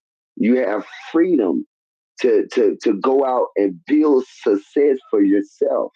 So what You have that opportunities? So what opportunities are you saying that we need to fight politically to have? Well, we have the opportunity politically. Yeah, when You you said have we the have to fight, when you said we opportunity. have to fight politically for opportunities, Right. to get to be able to live comfortably. What? Correct. What? Remember earlier when. Okay. Well, remember earlier when I mentioned going down to the city halls and being able to vote in. Like, for example, if you don't have enough street lights on your corner, politically, you could go down there, you could draw petitions, and you could go down there and you could vote on these type of things. You want more opportunity in the workplace. You could go down to this to and sit in these meetings in the city hall. You could protest these things politically, and you can voice your opinion and your frustration amongst the people who could do something about it. That's a political fight. You know what I'm saying? Then after you've done that, the next step is to activate that opportunity, utilize it to grow. But first it's political. Because let me tell you something. When I went out to fill out my 501c3, I mean, they threw all kind of paperwork at me. I guess I'm still working on it because they keep throwing me through all these loopholes. But I'm guessing they want me to just quit and give up. But I'm not, And then I have a Caucasian buddy of mine who told me that he didn't have to go through that. He didn't understand what I was talking about until I showed him the documents, and he was like, "Okay, that's new. There must be some new stuff they brought up." But it's not. It is not. It's just that they put up these barriers to hinder us from being able to be successful. And they throw these blocks in front of us. So politically, we have to start fighting back. We have to start writing letters to our congressmen. We got to start voicing our opinions to the senators and people that's over, our community. And we have to enforce these things politically. That's where it starts. I mean, if you want your neighborhood to be cleaned up, you have to talk to the senator of that state. You have to deal with who's ever over that state. That's the first step. Do you agree? Um, what I will say is there are, you know, certain changes when you talk about, especially in neighborhoods, you can fight to not have this and have that. Certain things being built, things like that. Yes. When it comes to, especially when you're talking about the 501c3, because there is extensive paperwork that goes into that. So you're saying that I've never known anybody to have to do different. So when it comes to the opportunities of being able to live comfortably, I don't think that there's anything hindering people from doing that. I don't. I think that people hold themselves back. Now, will I say that maybe sometimes in certain situations you might have to put in a little more work because of certain conditions? Yeah, that could be the case. You know what I'm saying? But I do feel like that there are ways, lots of opportunities that are available for you to better yourself. And I don't think that, I don't think, and I'm almost done. And I don't think that there are, I don't think that it's something that's even close to impossible of doing. I don't. So no, I agree with you. It's not possible to endure it. You just got to endure it to the end, and I totally agree. So let me ask you this: would you say that we, as a nation of people, black people, so what? Would you blame it on our laziness? Would you say that we're just lazy and don't want to go through the necessary steps in order to approve? Would you say it really falls back on us? I think that anybody, no matter what race, if you're not grabbing opportunities and making better yourself, then that's you. That's on you. Huh? That's what I think. You see, I got charge in the car. No. Well. Of course, I can't help but agree with you because it is on every man and every woman as an individual, to step up to the plate and do what they got to do. Now, the thing is, if that individual wants, if that individual come across a problem or a headache or he's dealing with something, what would where's his support at? I mean, who's there? Because and the reason I say that is because my nonprofit organization is called First Aid of Community Mind Building. I wrote out my mission, visions, and goals, and I'm still trying to get it going. They just study throwing different stuff at me. Um, for I don't know, maybe it's protocol, but I just know that some of the people that I affiliate with say they didn't have to do that to get theirs going. So, and then when I go into the office buildings and I go into it and I got to sit down and go through meetings or whatever with my own, I don't see the support there. I don't see, they so busy following whatever protocols or whatever was passed down to them that they won't even look to even try to throw me a bone and say, hey, here's a shortcut to this. Hey, this is what you can do to get out of this. You know what? They're more focused on their commission. They're more focused on what they could do. Do you think that could be part of what's crippling us as a nation of people?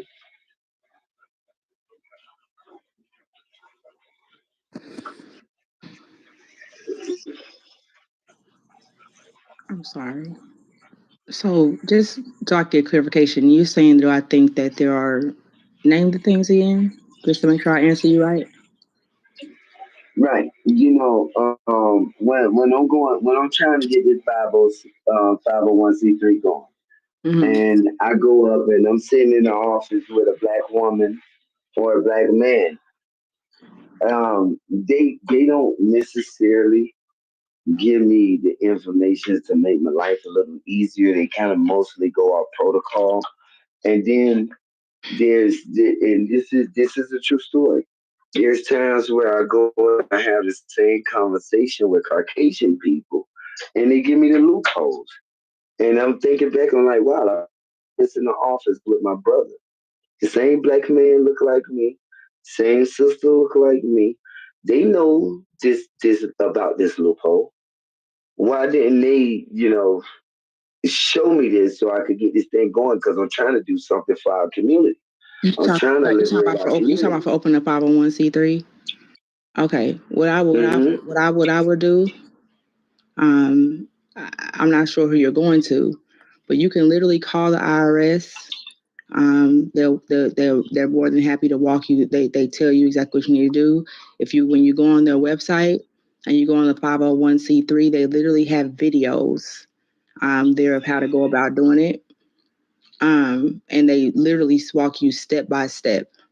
And then you just have to also read. It's quite a bit, but you have to take the time and just read through, watch the videos, and they're very explanatory of how doing that. So that's what I would say. And then go about doing it that way, because they have, if you go on there, you'll see it. They literally have tutorials there. They make it very well, it's reading, but I like to read. I'm nosy. I love to read. So they have that there available for you. And the thing about it is, it's things of attaining things, and you might already know this. It's not going to be easy. That's not the story of my life, right? We have to stop trying to look for the easy way. So what I would do is the things that I just told you. Go on there, read the information that's there, and go to the videos. They have every single one for each section. They literally have a video tutorial for each one. And I only know this because I was getting the information from when I opened up mine. So I literally went in. I called the IRS because it was hella confusing for me. And they're very helpful. I've called quite a few times, and you go on there and you can literally just watch how to get it done. Okay. Well, I've been hogging out the platform for a little minute. I'm gonna let some of your other guests, put you on the topic because we kind of got off the topic. So I'm gonna mute my mic and let you deal with your guests. Well, I think it's I think Days. You are the only guest. Everybody else is asleep.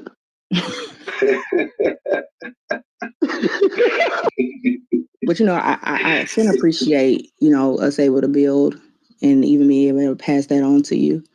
And then I don't know if anybody else wants to speak.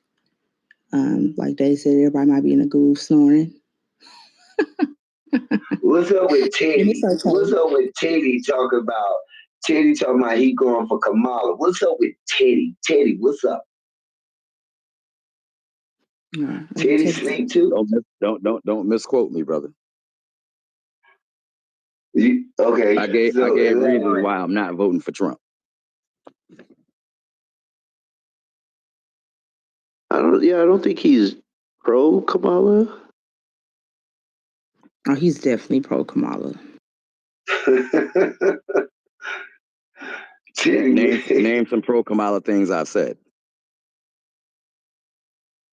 You have hair? Name some pro Biden things I've said. The only thing I say is basically. No, hold on. God, can I get a word in as well? Like, never mind. Matter of fact, I'm gonna let you do all the talking. Oh, I thought you asked me one question and I started to answer, and then you kept asking me other questions. So I'm, hey. Yeah, it was a compound question. Oh, okay. I didn't know. Could you pause?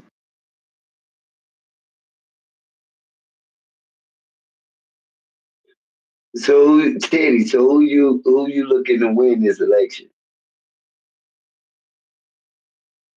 Teddy does this, based off of my.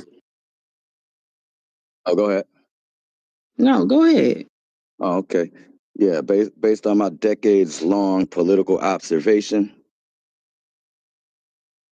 it's looking like the blue wall is going to hold up, and it's going to be an early night, the first Tuesday after the first Monday in November.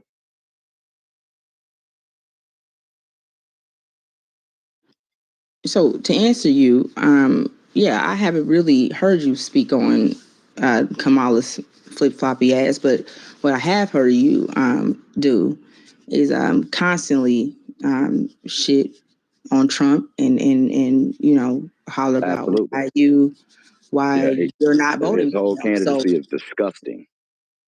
Yeah, I've been watching politics a long time, decades. That's what a lot of his campaign is disgusting.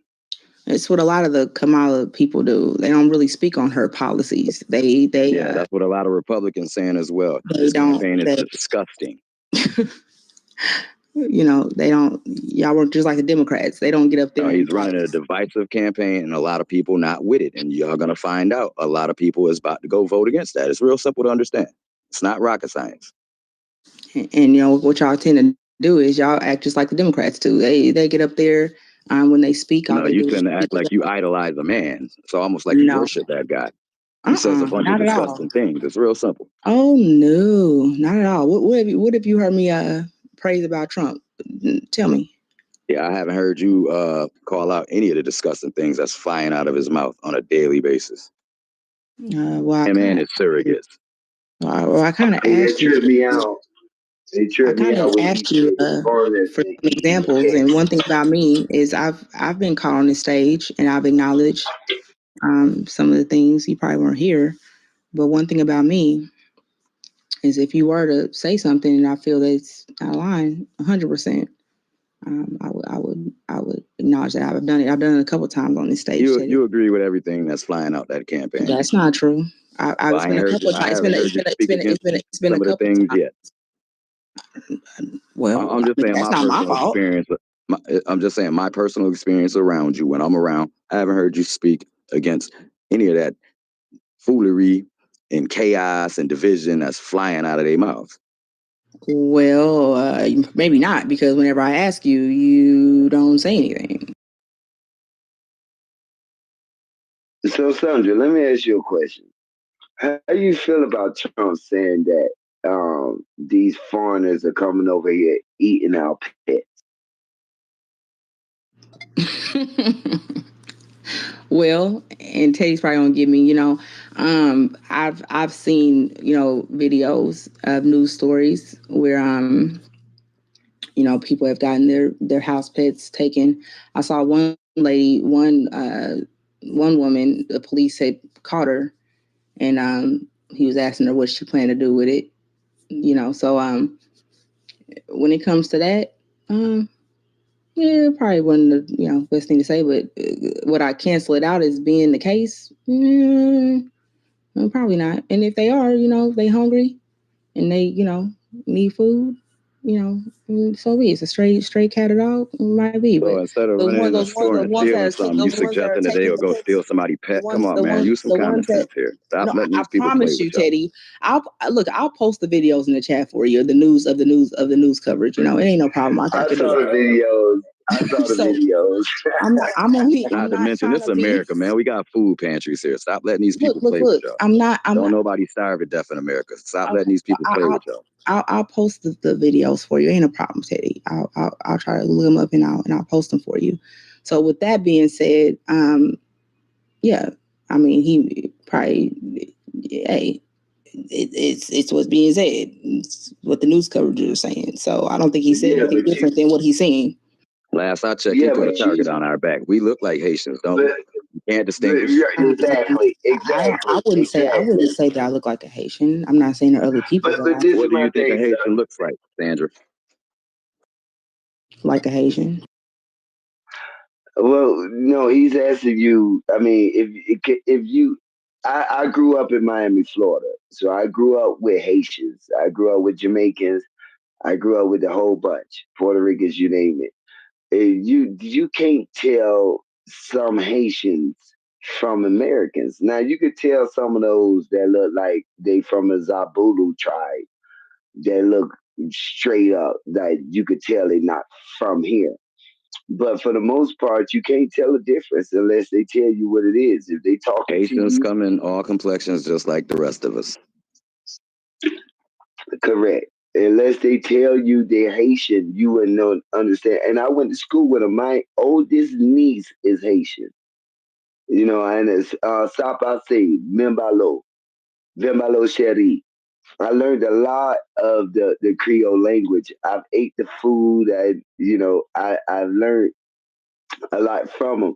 But he's absolutely correct. There's no way of telling us apart. So it is a target. I mean, when they see us. So he said Haitians, or he said Haitians, and you're saying that because we look like Haitians, that he's targeting us. Am I understanding you? Well, what he's saying is because black Haitians look like African. We all look alike to white people. I got that part down. Right. So what he says is putting a target on our back. I'm an American, but white people don't see it that way. White folks see I'm finna eat their cat. You know how white people feel about their cats? Prince, you literally just repeated what I said in different words. Well, I'm not disagreeing with anybody. I said, so are you all saying that because, hey, fine, you want to say we look like Haitians, fine. So are you saying that because we look like Haitians, that him making that was targeting us? That's what you are saying. Why? Because in the Caucasian world, all black people look alike. Okay, so if they see one black, they think he's gonna eat my pet. And they don't even understand I'm not Haitian because the people in the videos was Haitian. The people cooking the cats, that woman in the video who the police addressed that you was talking about was a Haitian woman. But she looked like a regular black African American. So in a Caucasian world, that's what he's saying. That's the target. Because when we come around, they don't understand the difference. We all look alike. So when you say target, you're saying they're going to do something to us? Well, because they think we're going to eat their pets. You know how white people Who cares love what they their think? pets? I think who cares what they think? We have to care. You care what they think?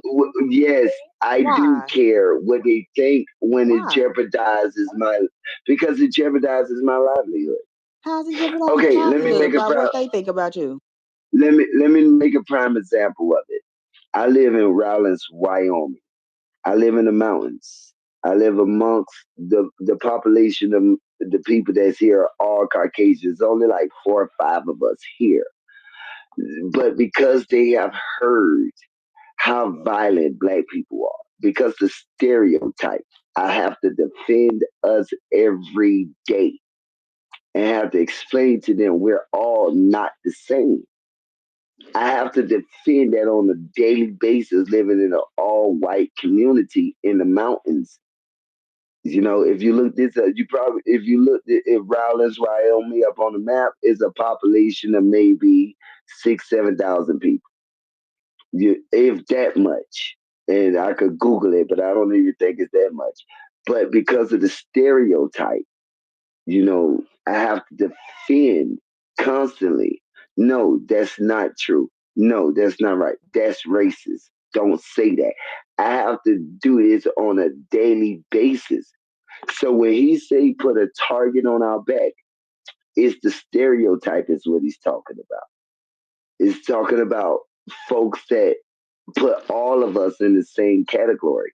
They don't divide us. They don't separate us.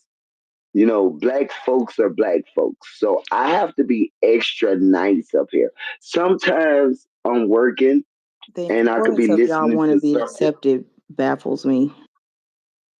Say it again. The importance of wanting white people that do think that way, of wanting that acceptance and validation, I never understand it. Well, it's I not never understand why it necessarily matters. I never understand why it matters so much. It's not necessarily focusing on being accepted. Sound like It's it. more focusing. Well, let me tell you why it is important. Because I have a lawsuit going on right now because of my skin tone. Me and my coworker, we throwing snow at each other.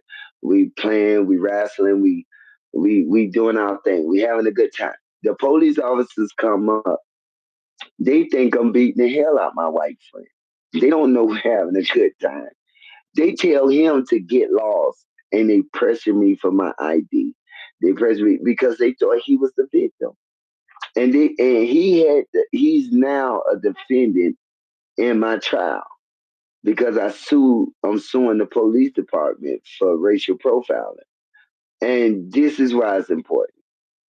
Because unless they could see us as regular, average human beings and not barbarians and gangsters and violent people, then we're not allowed to move to little areas like I'm in and be successful and grow because of the stereotype. That's what the brother's telling you. He put a target on our back by saying so. I have to defend the racist comments. I have to defend this stuff every day. So I get what he's saying and I can't dismiss it because when Donald Trump says some of the things that he says, you got to understand the power that he possesses. And that makes white America afraid. Let me show you how powerful this is.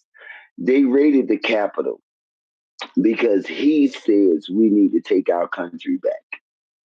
White people raided the Capitol. That's a terroristic threat, the attack on the nation. That's a terrorist attack on the nation. They raided that place. People died through this raid that they beat down they beat to death. Police officers died in this raid. That is what he's talking about. Am I wrong, brother? Teddy. I don't even think, I think Teddy fell asleep.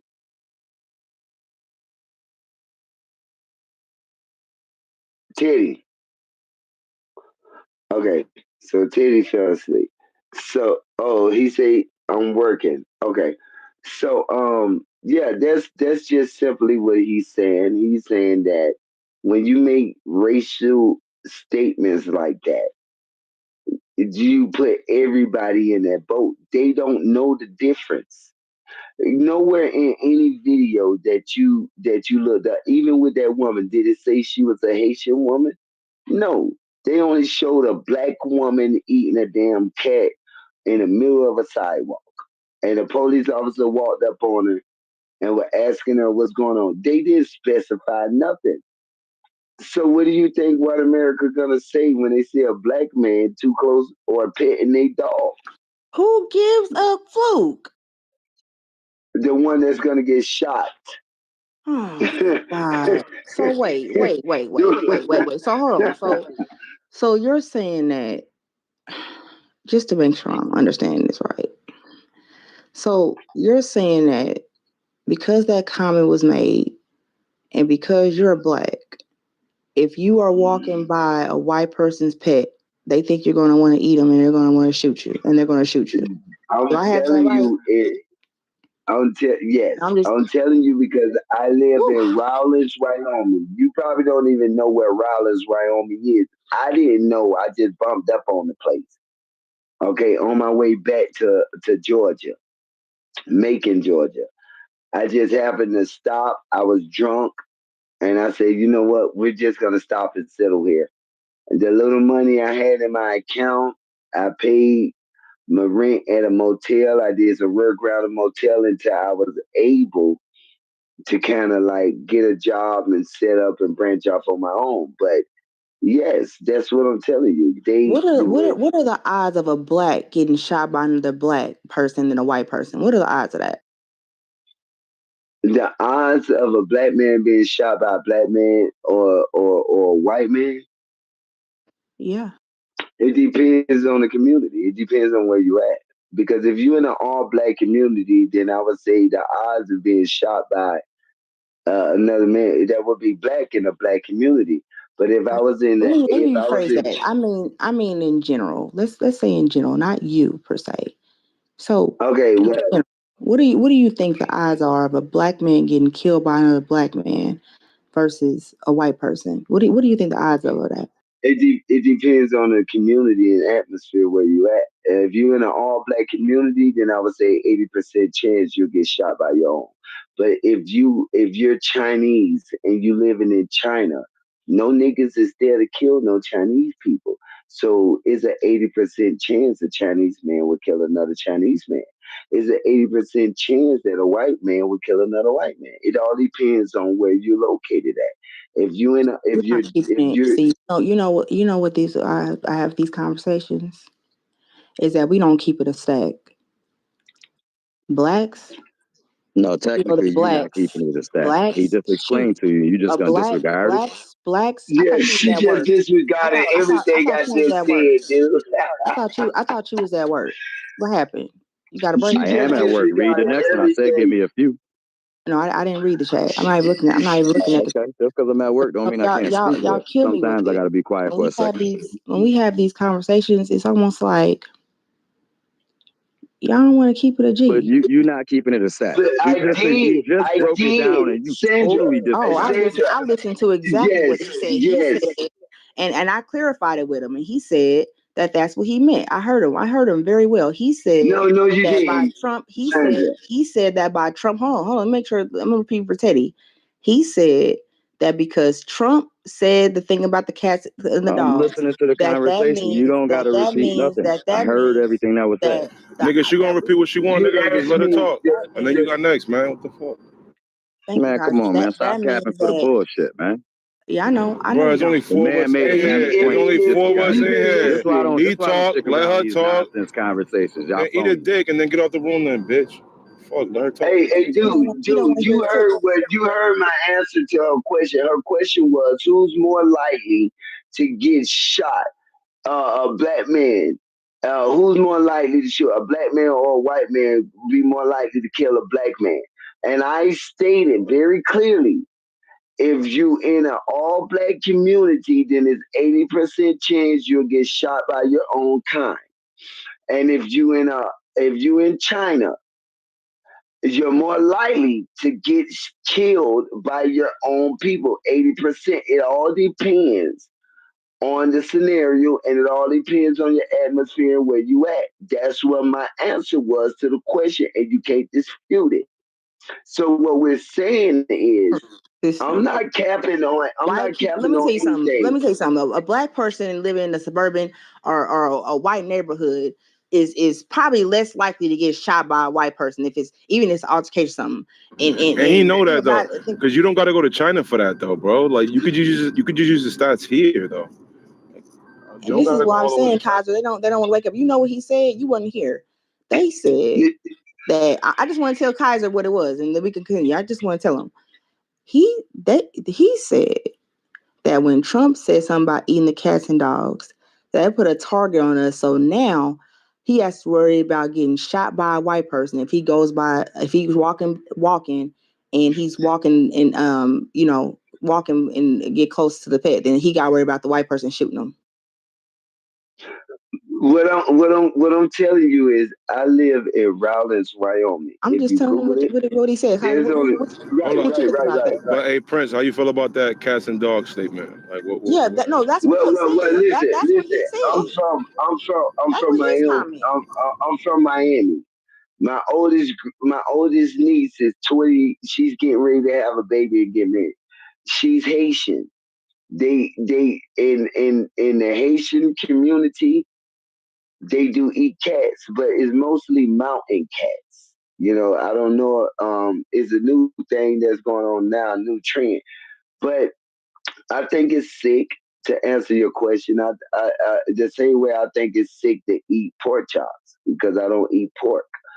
So but you said that like by him saying that, it put a target on her back, or like on black correct, people. Yeah, he said he got to worry about his livelihood getting shot by a white person now because of cat and dogs. Because is that Let me explain to you why. But what I'm saying, I got you, bro. But I'm saying, is that something that's happening right now though? Is niggas getting killed due to that statement? That's what.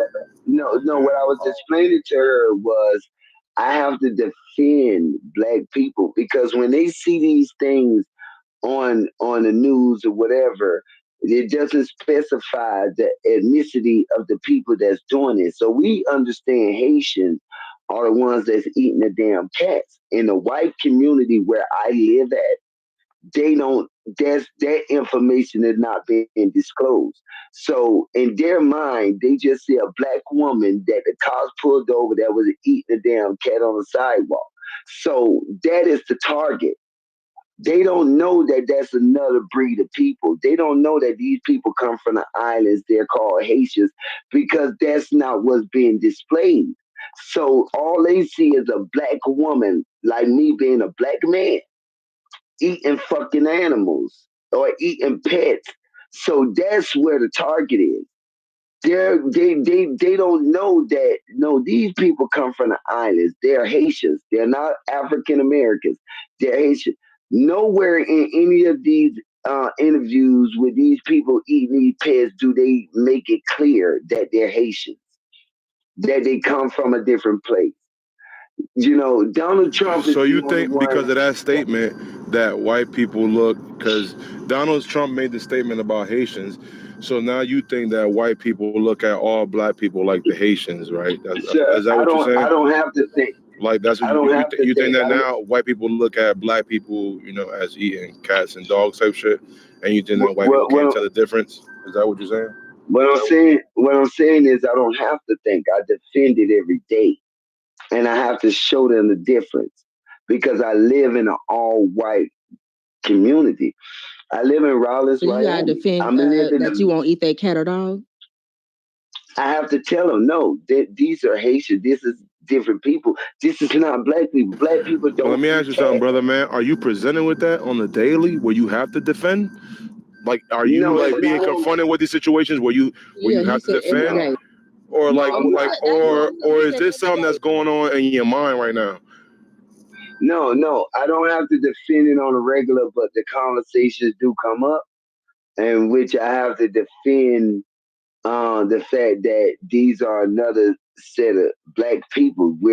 Black people are not all the same, and I have to explain it, because white folks don't get it like how you might get it, brother. So what, they come up and ask you? They come to you and ask you, or what? Or the conversation could start, and the conversation could be going on. I could walk up on it, or there was just times where I walked up on conversations where that was going on after Donald Trump made that statement, and I'll walk up on the conversation, or they'll make cracks and they'll do little jokes, and I have to cuss their dumb asses out. You know what I'm saying? And I have to say, listen, I'm not Haitian. Haitians, they come from France, and I have to give them the whole rundown. But I'm only talking off experience here, because I live in a all white community. You guys don't even know where Rawlins, Wyoming is. Neither did I. Bro, I'm not knocking that you probably live around like ignorant white people, especially if you live in a place like how you saying. But I don't. validation. Like, why you even, like, let me tell you this.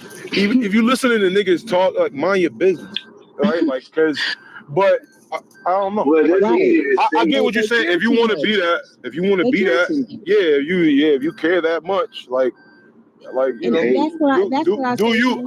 I'm just saying it's gonna be a lot hard for you, man, because you're gonna be battling every fucking, like, I don't know, man. Go ahead. Well, one thing is they not all that bad. I'm not saying that it's an everyday struggle for me. It's not an But that's everyday what you said earlier. conversation. You said every day. Wait a second. You Well, said this that. is what I'm saying. This is what I'm saying. Every day I have to be on my guard. Every day I have to make sure that when I'm coming up into the conversations, for one, they don't know what to say or how to say it to me because they're not used to dealing with black people. So they don't know what's rude and what's so so they don't sound racist or whatever. They kind of they got better though, but they kind of like throw it out there. But they go off of what they see off the news, and I find myself in weird conversations like, "Hey, all black people are not doing that. These are Haitians." That come from these islands that's doing this shit just because they look black don't make a black. And I have went through several debates, so to speak, or arguments, if you want to say, on the subject, and more than you guys probably have to deal with in a black community because we know better. But where I live at, it's a conversation that's going on. When the last time you was in a debate about all black people don't think like that, all black people don't eat cake? You ever had to defend black people? I don't try to defend myself to white people. Well, that's my question, but I have to, being where I am. That's the difference. You don't have to. They're not pressing you, bro. White people not pressing you. They're not pressing you. You say you walking up on. But what I'm saying, when you say that you gotta defend yourself, like I can understand you get into conversations and motherfuckers is ignorant and now you gotta explain to them. I understand that. But when you say like ain't nobody pressing you. Besides that, ain't nobody they ain't coming at you for who you are. Ain't nobody throwing jackets on you. Ain't nobody doing that. You know what? I got a better word. You ain't being oppressed, nigga. You not. Okay, let me tell you this. Let me tell you, and I'm gonna prove you wrong. I'm gonna prove you wrong right now. The job that I work on right now, and my neighbor could validate this, and I could go pull him out of his house or bring the phone to him, and he'll validate. They just fired him today, but he's Caucasian, but he's actually Mexican. I got him the job with me. I was on the job for about 4 or 5 months, and I referred him. I got a referral fee, everything. You know what I'm saying? When he got on the job, they started teaching him how to test stuff on the job. Like if you do something, they'll give him the computer. They'll show him how to go and quiz it. When it came down to me, they say, "Oh no, only management could quiz it. Only management could go around and check it." And I'm like, "How the fuck you telling me that when you letting him do that?" They was setting him up for success. They was setting him up to grow because he looked Caucasian. But me personally, I can go around if you go and you do a detailed cleaning in the men's room, because I work at a truck stop, and you go and clean it, somebody have to inspect it and grade it. They was showing him how to do it, even though he came along 5 months after me. But when it came down to me grading it, they was like, only managers could do that. Only managers could do that. That is what I'm talking about, black man.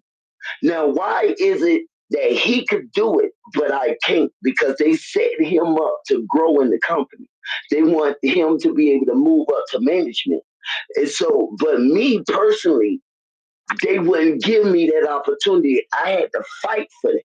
I had to complain and write a note and write a complaint in.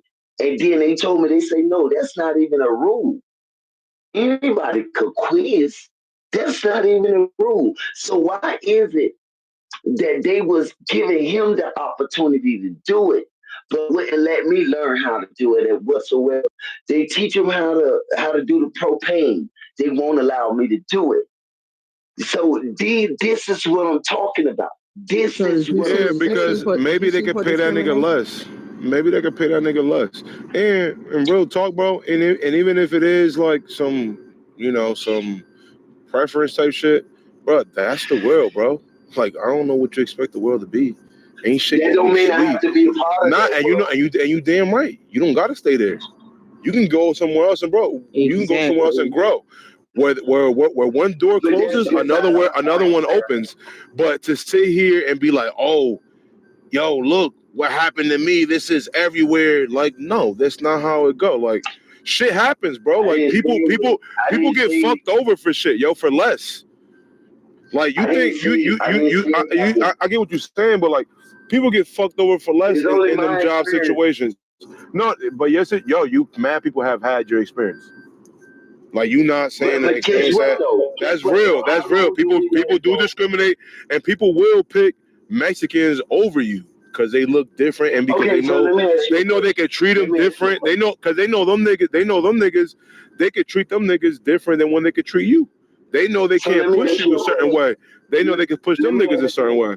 Let me ask you a question. You working on a job for a year, and then you come across you got a Caucasian friend, and you say, "Here, man, we hiring up here. I'm gonna refer you. They trust me to a certain degree, whatever."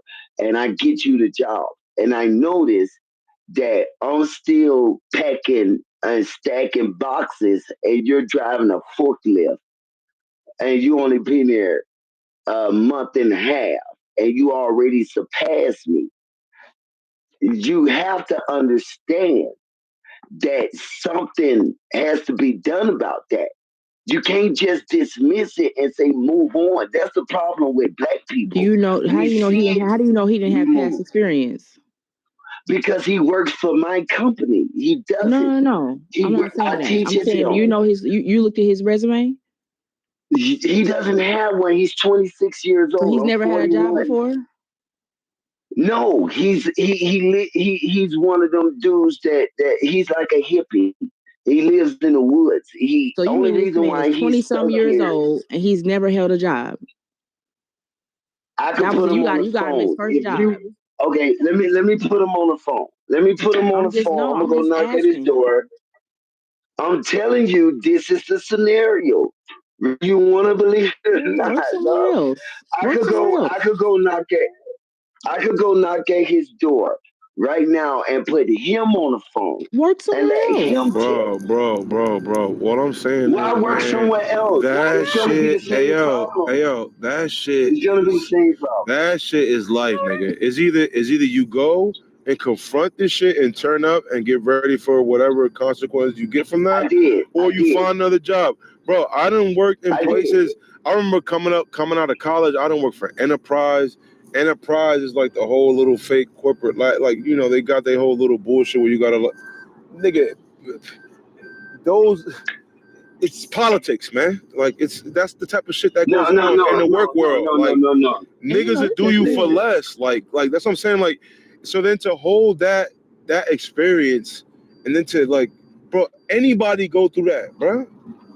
I could go somewhere. I can go and work somewhere where everybody that work there, they know each other. They grew up around each other, and I'll be the odd man out. You don't think they'll treat me a certain way? And I'm not saying that I gotta put up with that shit, but I just know that's not a place where I need to be, and maybe I need to grow out of that and move forward, or maybe that's a place where I need to humble myself, shut the fuck up, and get like. That's life. That's the way I look at those type of things. I'm not taking those type of things, and I'm not putting a color to those things, bro. Like I'm like. No. I never. Let me ask you a question. Let me ask you a question. Now that you admit, did you have benefits at your job? Yeah, I have benefits, dental, Medicaid, everything. You have everything 401, workers' comp, all that? 401k, yes, I have everything. Workers' comp, all that stuff? Everything. Okay. So if that was the case, this is why it's important to learn the game. If you felt like you was going through that type of shit, why didn't you file for a claim? This is what I did. I'm gonna explain to you what I did. When I noticed what was going on, I went to management and I told them I did not approve of it. I told them what was going on and they corrected it. They fired one of the managers for making racial comments at me, and I didn't even have anything to do with it. The other co-workers, white and black, stood up for me and went and complained for me. Oh, so they got rid what's of the her. problem then? Seems like your job's I'm not saying. Oh, listen. That's why I keep trying to say. I'm not saying, anything wrong. Not all white people are racist. Not all of them stand for it. I'm not saying that. It's not a black and white thing. What I'm saying is racism is a son of a bitch. And when we realized what's going on, when I stood up and I told them, I say, listen, why the hell can I do the quiz on the bathrooms? And when they told me that, I told them what was going on. They fired her. They got rid of her. But it's a fact that we have to fight like that nobody else have to do. I shouldn't have to, complain.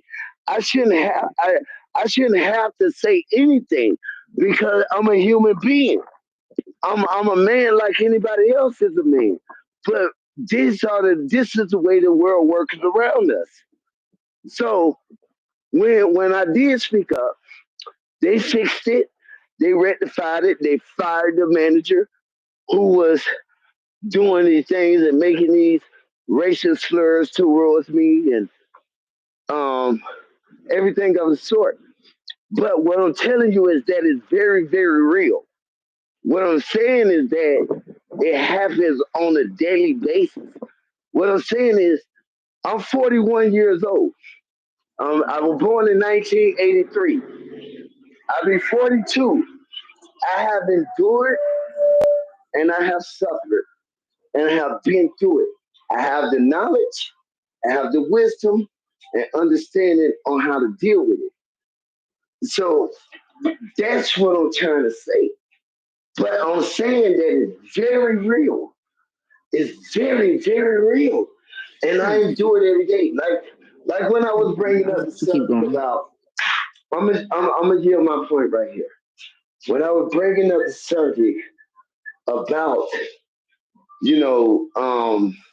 the way that we categorize, we put in these little sections or whatever.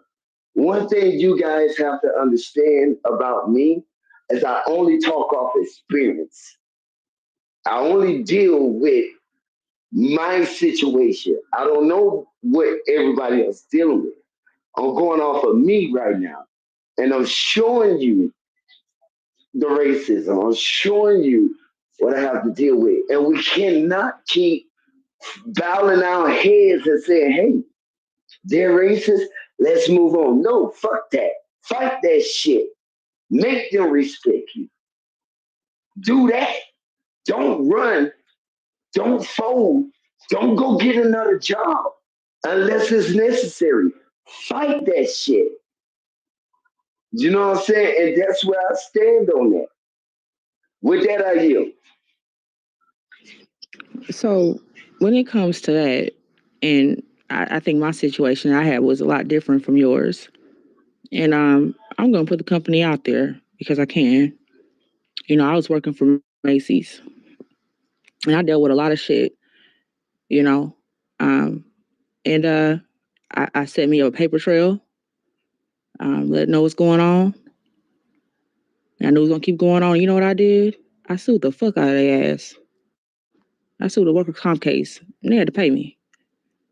And I got me another job. I didn't want to work there. That wasn't the place for me. It wasn't the place for me. So my thing is, in those situations, get your shit and get moving. Like I said, I stay in a predominantly Asian, Caucasian suburban city. And I'm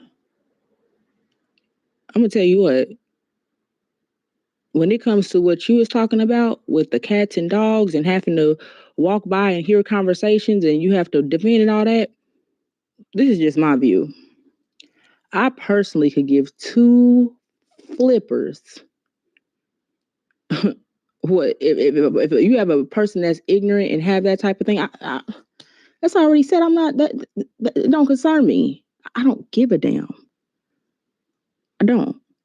I've never heard it. I haven't heard it. But if I was walking by and they was talking about, I ain't about to stop my day and to stop what I got going on to stop and try to make them respect me. They don't even know me. I give two flip-flops. And I guess that's what I was just trying to say to you. Like, why is it so this is what I'm important? saying. What I'm Just saying is, let me finish, please. I just know the importance of wanting and needing and accepting the validation from white people that clearly just talking their shit and being clearly they're ignorant. Clearly I don't get the importance of having to stress to them that when you walk away, they already in that mindset. So when you get done doing all that talking, can you hear me? Because your background's really loud. So when you get done doing all that defending, what you feel you have to defend and all that, more than likely they're not going to give a damn once you get done anyway. So I don't know. Me personally, I personally don't really care that much about what people give a shit about me. And the thing about it is, most people really don't give a shit anyway. They really don't care. They don't. They don't give a fuck. They really don't care about you anyway. I mean, so my thing is, who gives a fuck if they thinking that you eat a cat or a dog? but this is my thing. This is my thing. What you got to realize is that everybody fight in life doesn't have to make sense to you. It's not your fight. So I choose to take up another fight. Why do you care if they think you eat cats and dogs? Well, this is my thing. My thing is, when it comes down to the insult, when it comes down to people, like, for example, if you invite me over to your house and you live where I live at, and you're Caucasian, and I go outside, you have a pet, and you see me petting your pet, and you make a statement, even in a joking manner, like I'm gonna kill and eat it or whatever, that's stereotyping. Why you that shit that has to pets? Listen to what I'm saying. That's irrelevant. That's just an example. I'm just making an example. Why would somebody do that? Why would you just go over to somebody's pet and start petting them? Okay. I'm a dog lover. So if I'm dealing with a Caucasian woman, this is just an example. And while I'm at her house, she has a dog. The dog comes up to me. I may pet the dog. You know, he's in my face, he's licking on my fingers and shit. I may want to pet your dog. And then you make a comment like, hey, don't eat my dog. I love my dog. And you make a dumbass statement like that. But you're giving you're pulling up these scenarios in your head. I'm talking about the stuff you was talking about that's happened that you were doing. That's actually happened to you. That actually happened to you.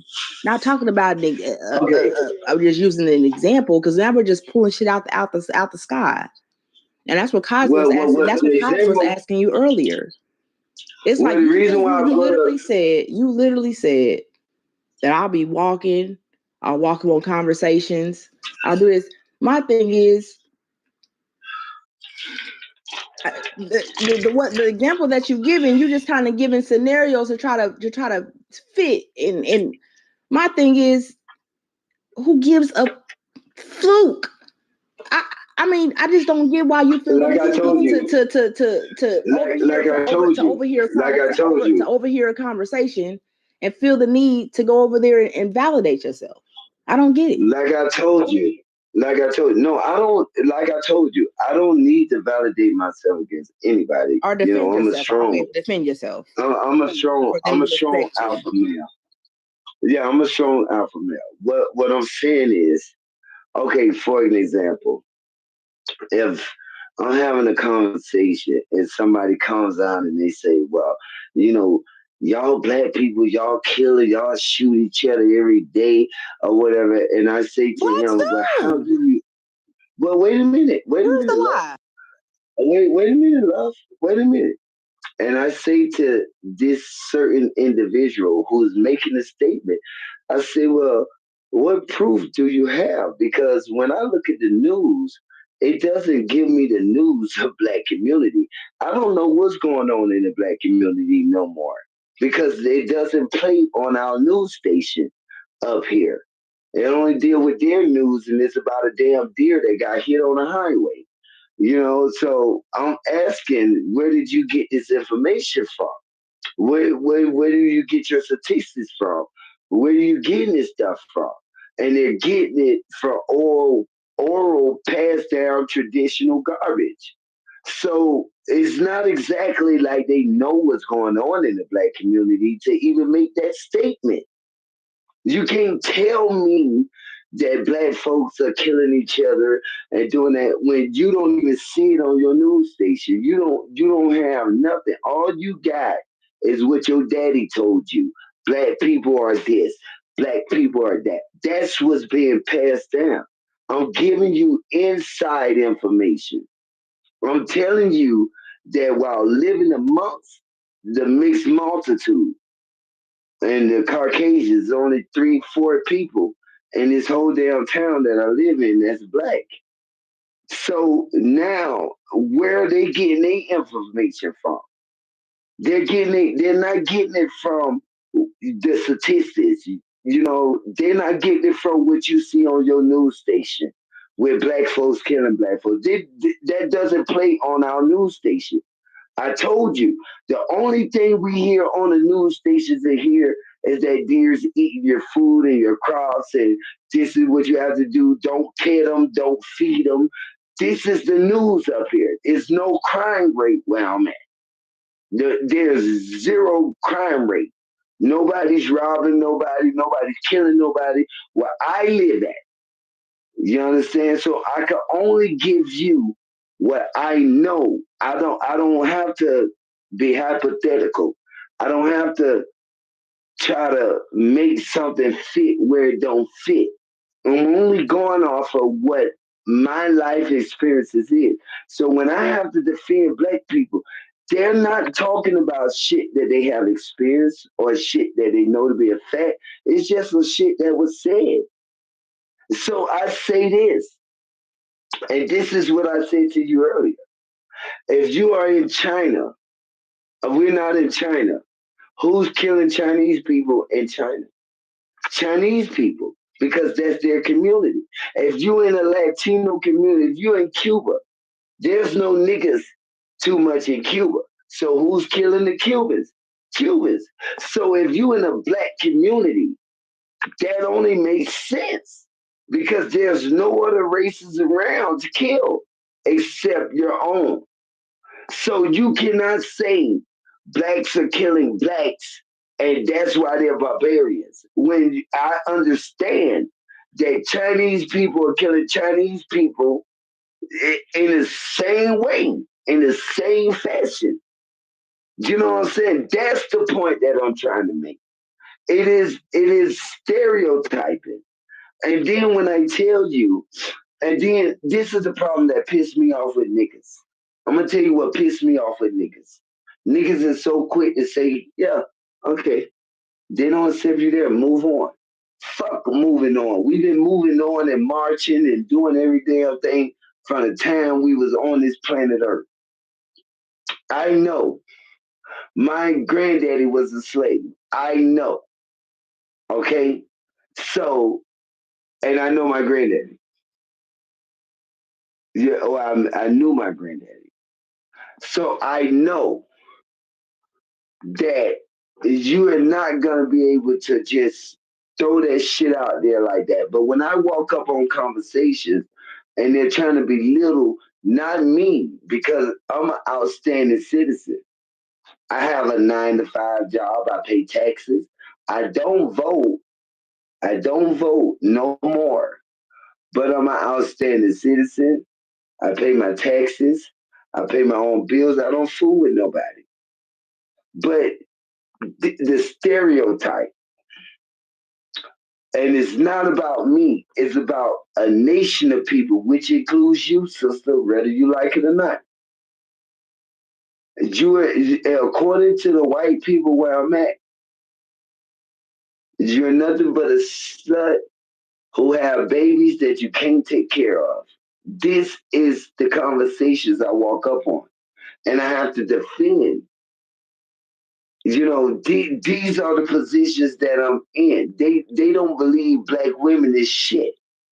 Your kind, you ain't nothing but a whore that sleeps around, have babies, and stick yourself up with booty shots and lip shots to make your ass fat and all. This is the conversations I'm walking up on. So I have no choice but to defend you, sister, and say, no, this is not black women. Black women don't do that. Black women don't think like that. Black women this, black women that, black men this, black men that. I have to do that because they don't know what's really going on around the world. They're isolated. They don't get it. Do you hear what I'm saying to you? That's what's going on. Me personally, I'm telling you that I have to fight. Well, I had to. Right now, they kind of realize that I'm nothing to be fucked around with because I'm an alpha male and I demand respect wherever I go. Wherever I go, I wouldn't give a fuck who you is. Wherever I go, I demand respect. So now they starting to grasp the concept because they're not used to black people. Let me tell you why the white women are so obsessed with me. Because they never saw a nigga up close. They never saw a nigga up close. They only see him on TV. They never saw him up close. The white women fucking love me. The men is a different conversation. But the women, oh my God. All the pussy I gotta turn away. Don't even want it. Because I know they're gonna lynch me. I know that this is not gonna end well. I gotta turn it down. So I'm telling you from experience. I don't talk my opinion. So when you're dealing with a man like me, understand you're dealing with a man with experience. I'm 41 years old. Unless you can match that, I suggest you humble yourself and listen to somebody who's dealing with the shit right now and take my word for it. Do you understand? But unless you could live in an all-white community, unless you could be in my position, you ain't gonna understand, but you gotta listen. Pay attention. I don't know what you being all aggressive for. I just told you where I live. Say it again. I just told you where I live. Are you where I'm at? No, but you saying you saying unless you stay in an all white neighborhood, unless you, man, please. Well, I don't expect you to understand, sis. Sis, I don't expect you to understand. I stay in a predominantly Asian, Caucasian, suburban city. The odds of you coming across a black person is slim to none. When I moved out here, it was barely none. Shoot, if not barely, I could count probably on 2 hands. So I don't know what you're talking about. So you can't tell me. And you never dealt with no bullshit. Never said I didn't. No. Now I'm gonna put your ass on the spot. You telling me you never dealt with no bullshit because you a nigga in the Asian community? Never said I didn't. Well, then you know what I'm talking about. What the fuck is the problem? You know what I'm talking about. You have endured it. You have witnessed it. You have seen it. There ain't no reason for you to beat down your brother because he's seen and witnessed the same thing I you didn't beat you. did. I didn't beat you down. What I said is that I wouldn't be when I walk in the store. If I walk down the street, if I were to hear somebody there's people having conversation about whatever ignorance that they own, I wouldn't even waste my time trying to defend, Well, that's trying you. to walk up to defend something for what? That's you, love. You was not born a black man.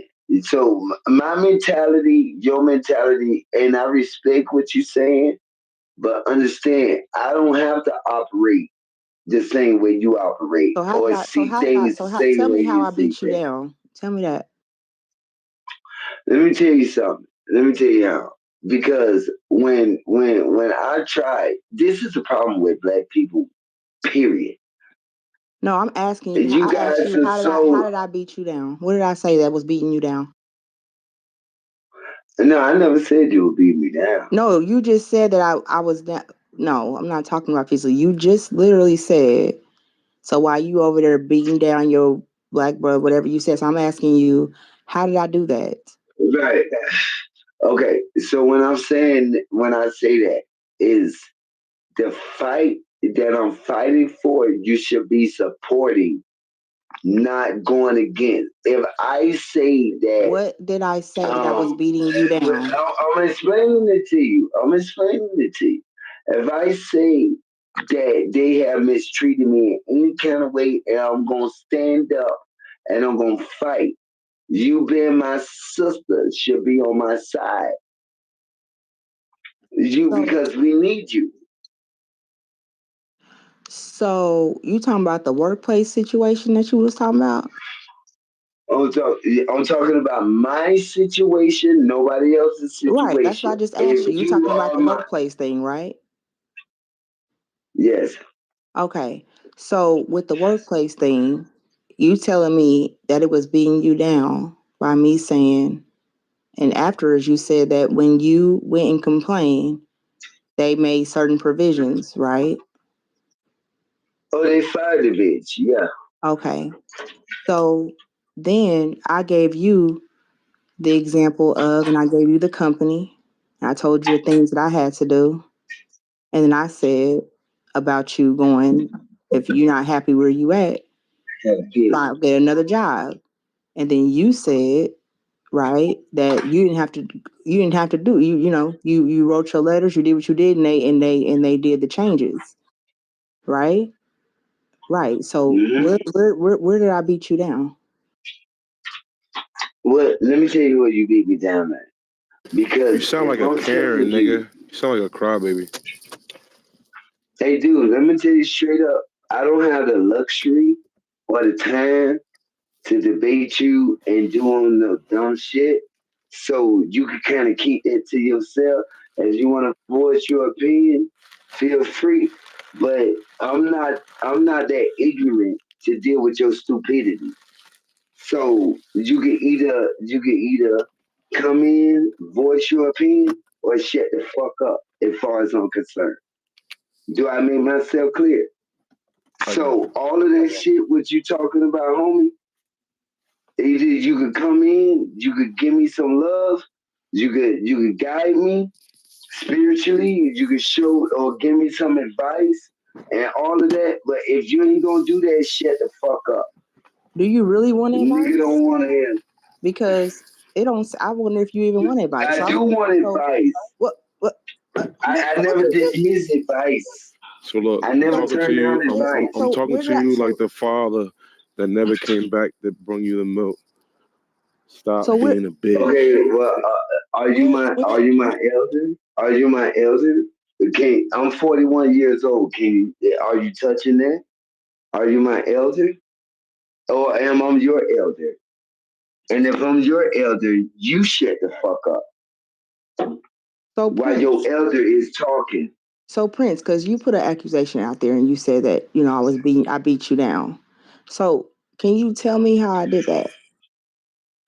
By not respecting my feelings whatsoever when I'm coming to you. Well, I'm explaining it to you, love. Do you want to hear?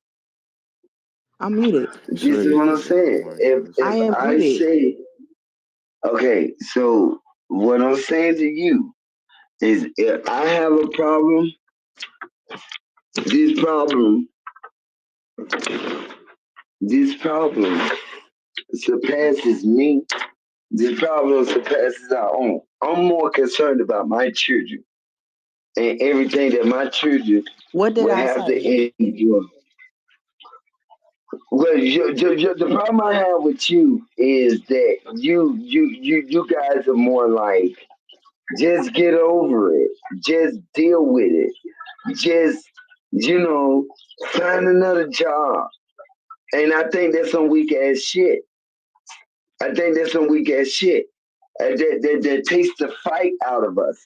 No, we ought to demand what we want, and we ought to fight for what we want.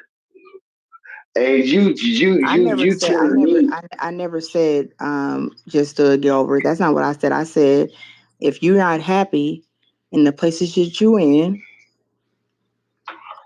right? Mm-hmm. Then it's time to take your skills and your the things you pour into that company. And then you said, well, I didn't, when I came to them and I did, wrote my, and made them aware of it, they made certain, movements necessary to fix it. Right. So I'm not sure where I beat you down at. And then also when you were talking let me tell you where you beat me down at. Let me tell you where you. Let me finish real quick. And then when you were talking about the 501c3 shit, I told you the resources, I told you the website, and I told you how to go about doing that. Then I think if anything, I had no problem with that. And then the only thing I could think of that I was kind of baffled about is when you said that when Trump made the comment about the cats and the dogs, it put a target on your back, on Black's back. And so I said, well, how? And you said, because now if I'm walking and a white person has a pet, I have to worry about getting shot. Facts. And I said, well, you think, yeah, I probably said some shit about that because I don't see a white person carrying a gun, and because you walking close by their pet, they don't pull out the gun out and shoot you for it. But let me tell you something. You don't live in an all white community, so you don't understand my experience. So why you still say what you hear talking to me now? Okay, but this is what I'm telling you. Because you don't live in an all white community. You will never understand. I live in a predominantly Asian white suburban city. You said Asian. It's predominantly Asian and white. It's about Asian is not white. I said it's about neck and neck. It's about neck and neck. No, Asian is not white. I didn't say that. I said the Asian and Caucasian rate is about neck and neck. Okay, so what I'm telling you is when I say you beat me down, is that for the fact that a black man, alpha male, is explaining to you the situation. But you're not trying to understand it because you want to live off your own premise. You want to go off of what you think is accurate and what you think is true. I'm just going off what you said, sir. Listen, if you can't outdate my years on this earth, there's not too much you can explain to me that I don't understand or do not agree or disagree with. You said to me. That's all I did. Okay, so like I said, I'm 41 years old. I predate you. Okay. Predate your age, predate your knowledge, predate what you That doesn't think mean you I can't know. comprehend what you tell me. Okay, so but you have to hear what I'm telling you I did. without I repeated it back to debating you. me, You said it was right. without debating me on it. That's the I key just point. repeated your words, and you said it was correct, right? I repeated you verbatim, and you said it was correct. So what do you mean? Without debating me on it, I'm giving you facts, and I'm giving you real life reality facts. Take it or leave it. I'm giving you what I know, what So a I real life experienced, what reality I'm fact is that experiencing now. you walk past a white person's pet and they pull the gut out on you. That's not what I told. Did you hear me say that? I'm asking because you said you Did talking you about a hear real me life. say that? I'm asking.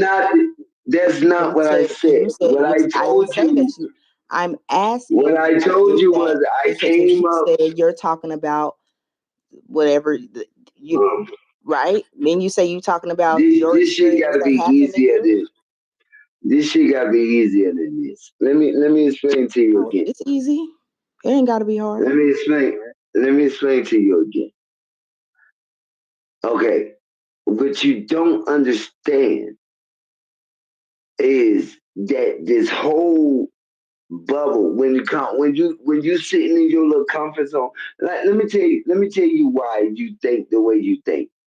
Because you don't experience. Because you have never experienced. You don't know what I've experienced. Living. Okay, well then correct me then. Man, shut up. Have you ever been in Raleigh, Wyoming? Have you ever been in the desert of Wyoming to understand what I'm dealing with today? Yes or no? No, but when you said that, okay, then so now so you you're have to go wait. So you're saying, and that's when I asked you, and I said, okay. I said, so you're dealing with walking past people's pets and they pulling out a gun on you? Well, be honest with you, I work a lot. I'm not necessarily. I'm just talking about the principle of the situation as far as the Well, you said conversations that, I so have that's on my. why I asked you what I asked you. You said the stuff you're I'm dealing with. So talking that's about why the I asked you if that's conversation. something you're dealing with, because that's what you discussed. Okay, That's something you're dealing so with? I'm answering. Love, please understand what I'm trying to tell you. I'm telling you, as a nation of people, see, I don't operate on one frequency. I operate on many different frequencies. And the frequency that I'm working on is in total, in whole, the people in whole. So when I have to defend Black people, I do that alone. You're not there to help me out. Where the fuck have you been?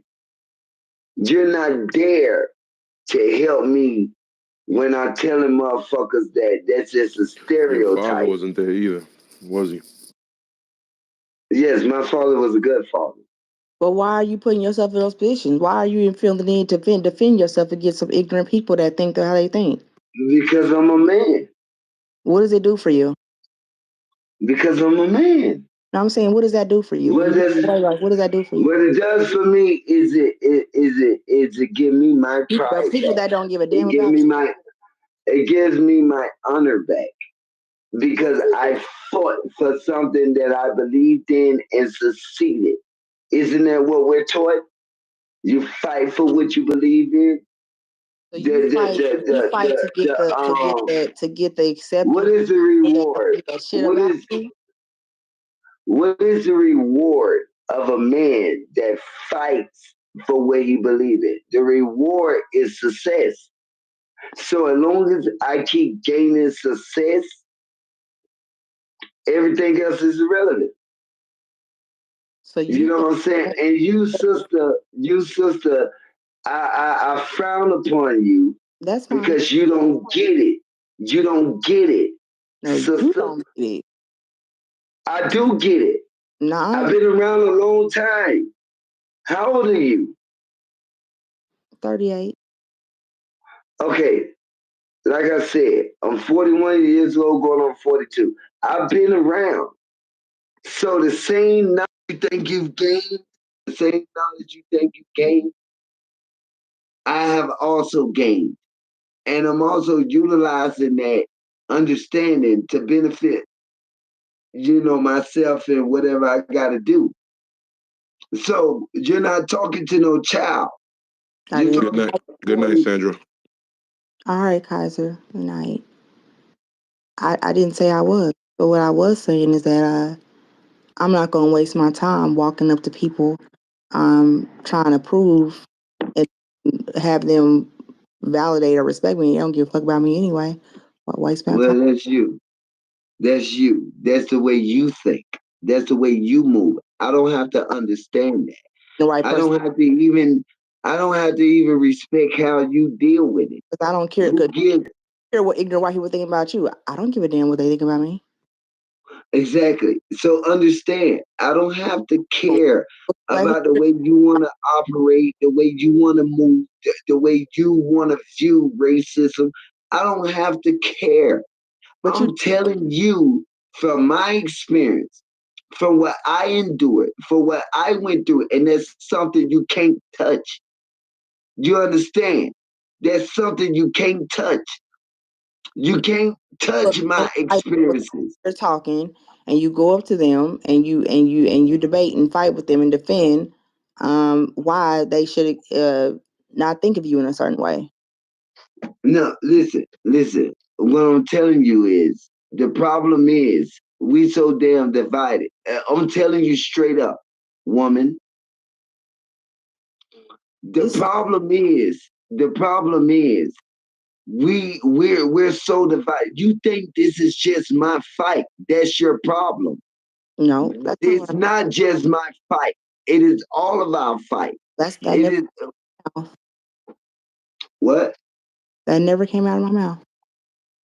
No, it don't have to come out of your mouth. I can read between the lines. Oh, so what, you Mr. Cleo now? You can say that if you want to go with that. You can say that. I can read between the lines. That's your own interpretation. You don't fully understand. That's why we're trying to tell you. Your job is to get behind a man like me who stand for morals, who stand for respect, who stand for. What do you mean? I wouldn't want to do that. That's the problem. Mm-hmm. That's why we fuck white women and we leave y'all asses. Because you ain't about shit. You ain't about shit. Because you don't that's why we go the other way where we gain success. You'll never see a black woman on our arm. We're gonna get the cracker bitch. That's fine. Because she knows better. Can I put some input in this? Hey, Can I Josh. put some input? Thanks. I'm trying to gain an understanding. Hi, Sandra. Hi, Prince, Tony, and Kaiser. I don't want to disrespect nobody. What I hear, and I haven't been in here long enough to know the full context other than what's written. But one thing I will not do is allow a black man, no matter what the view is, no matter what the position is to attack our own women. I can't. But what if they're not even on your team? What if they're not even on your side? How am I not on your side? I need you to pause. I need you to pause, Prince. I need you to pause. I study history. I study colonial history. One of the things the master would want us to do first is to kill our own children and to kill our own women. That's the first thing, because if we do it, he doesn't have to. So in some ways, you saying this stuff to this young lady is like whipping her. You're whipping her for not agreeing with you. Nations don't agree with each other, but it's okay she don't agree with you. France is not going to throw bombs on England because France and England are allies, even if they have two different faiths. England is the Church of England. I'll just fuck the white woman. I'll just fuck the white woman that's gonna do what I say then. No. And say fuck the sister, right? What I'm telling you is, what I'm trying to tell you is, no. What I'm saying is, when we as a people, whether we agree with each other or not, we shouldn't pull our big guns on each other, even if we fundamentally, our philosophies are different. our allyship can't lead us to kill each other, even with our words. If we don't see eye to eye, I don't have to berate you. I don't have to berate you. I don't have to whip you. She's not your woman. So her what the getting hell is a behind you, black?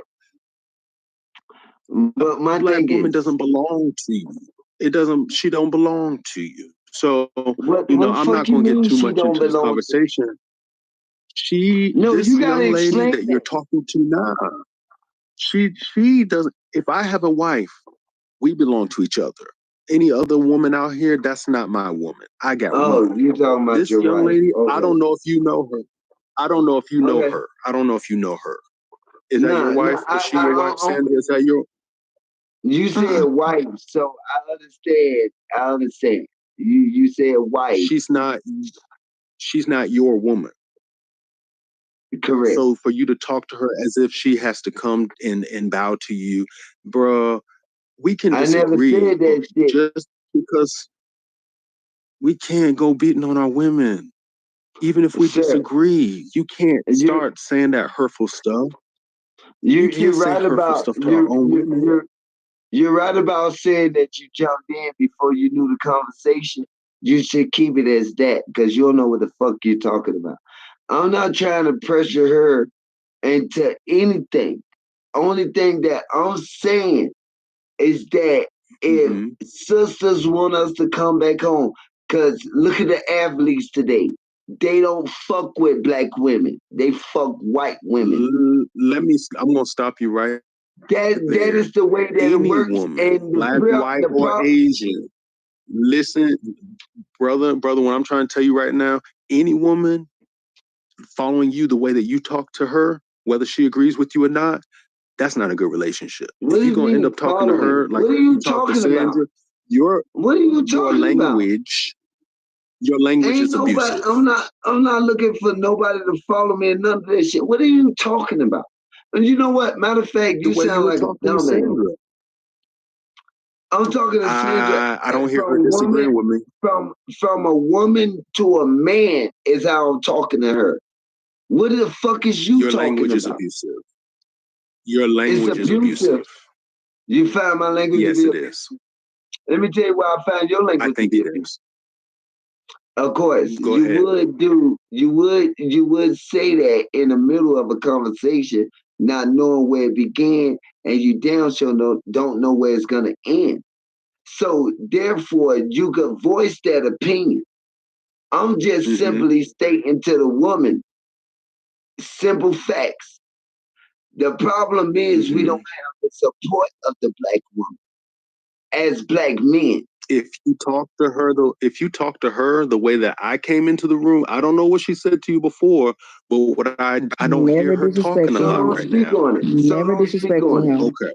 So what I'm saying right now, you sound like Mr. from The Color Purple. That's what I heard when I came in the room. And that's just as an observer, not in the conversation. You sound like Mr. You sound like that's fine. Mr. That's Sir. fine. I'm sorry. But you didn't hear the conversation before. So what did I say disrespectful what to you? You said is irrelevant. What did I say? I don't care two shit about it. What did I say disrespectful to you? You said a lot of shit disrespectful. Name me one. Let me name you one.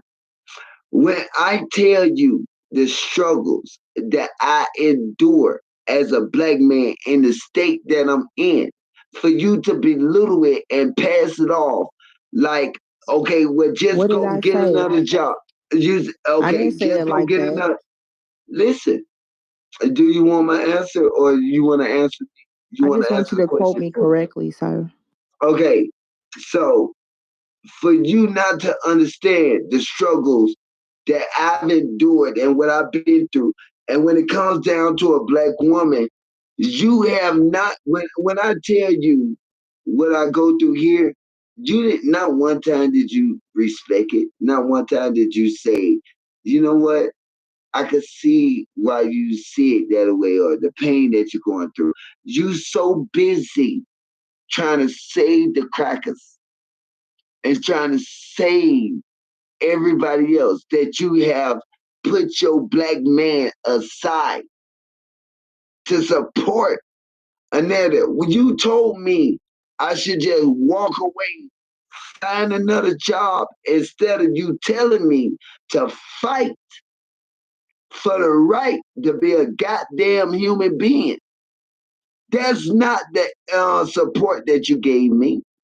You told me to find another way, and I totally disagree. 100%. So no, you're not on my side. So for this brother to hold on. Can I speak? Can I speak now before you address him? Can I speak? Okay.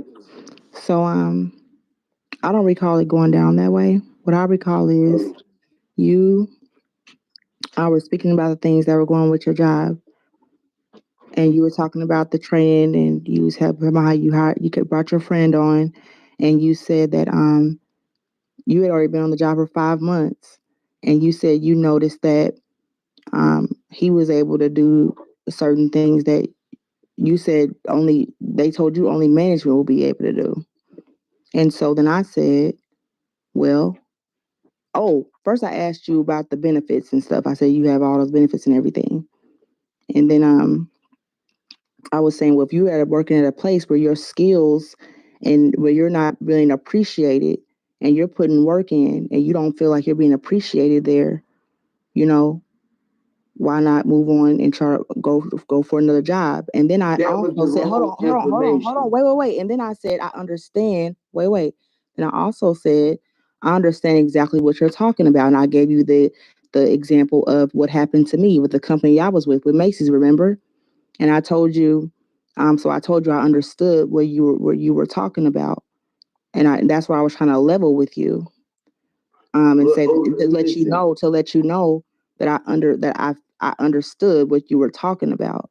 You cannot level out with a black man. Okay. I won't say telling him to be submissive. Listen, I was muted up. You're asking me to be submissive. So I'm not asking you to be submissive, sir. Okay. Let me find another word. Let me find another word. Okay. I'll say relate. How about that? Where I was trying to say that I can relate to what you were talking about. And I said, in your situation, you were treated, felt you were treated a certain way. You went to management and they corrected it. You said they corrected it. In my situation, they did not. And I told you I sued their asses. Let me tell you what I expected. And I said, hold on, let me finish really quick. And so I said, I was giving you that example, and I started out by saying, I can relate. I understand what you're talking about. So it wasn't so much as you're making it seem like I said, oh, well, just go. That's not how that happened. Listen, what I expected from you, sister, is to motivate me to keep being an alpha black male. To stand on my principles. I don't know how to be an alpha black male. Okay, sir. but don't ask me to submit to my enemies. Don't ask me to let me tell you what I expect from you, sister. I expect for you to motivate me to be strong, to stand up against anybody that come against me. That's what we look for you for.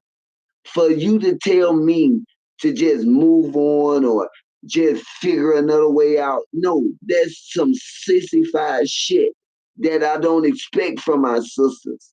I expect my sister to say, look, you're a grown ass man. You're a man. You're a king. You're a lion. Demand that shit. Motivate me, push me, liberate me, pick me up.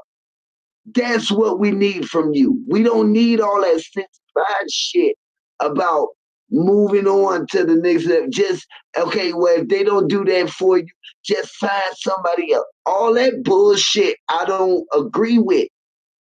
That's not what we need you for. We need you to make sure we're men, to make sure that we stand up against our oppressors, to make sure that we voice our opinions, liberate us, pick us up. Don't try to get me to submit to some bullshit or walk away from it. Encourage me to fight. Encourage me to do better. That's what I'm looking for from you, sister. So you didn't do that. And that's the problem that I have. And any man who is a real man will understand the purpose of a woman, a black woman, a queen. He understand his queen. They gonna say that's a fuck shit. You need to fight it. A queen is not gonna tell him to tuck his tail between his legs and find another job. That's bullshit. That's what I'm saying. That's bullshit. And I can't respect that. No. Build me up. Put your niggas up front to stand up for justice. For not just him, but for you too. You make him feel like he could take over the fucking world. So he can one day. Play your role. You're a woman. You're a queen. We need you to make us feel like men. So when we leave that house, we feel like we could take over the world. We can't do that if you telling us to just get over it. Just go along with the flow. Yeah, they did that shit, but just deal with it. No. Nobody want a fucking woman like that. Nobody respect a woman like that. Liberate me. Put me on a pedestal and make me understand that that's my position as a fucking man. A lion. You did not do that, sis. Don't tell me to walk away from my problem. Encourage me to deal with it. You are really being dramatic right now. No, and I'm not your wife. You don't have to be my wife. You're my sister.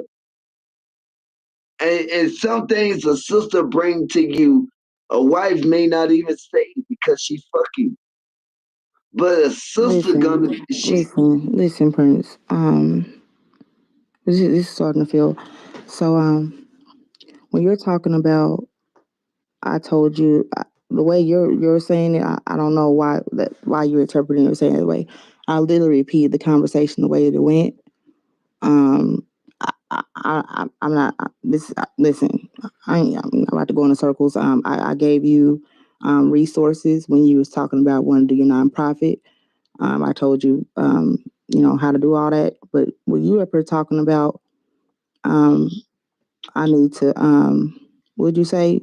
Tell you I need how you to be. I need to, hold on, wait. When you tell me I need to tell you how to be an alpha male and put you on the front line. Not tell me. Listen.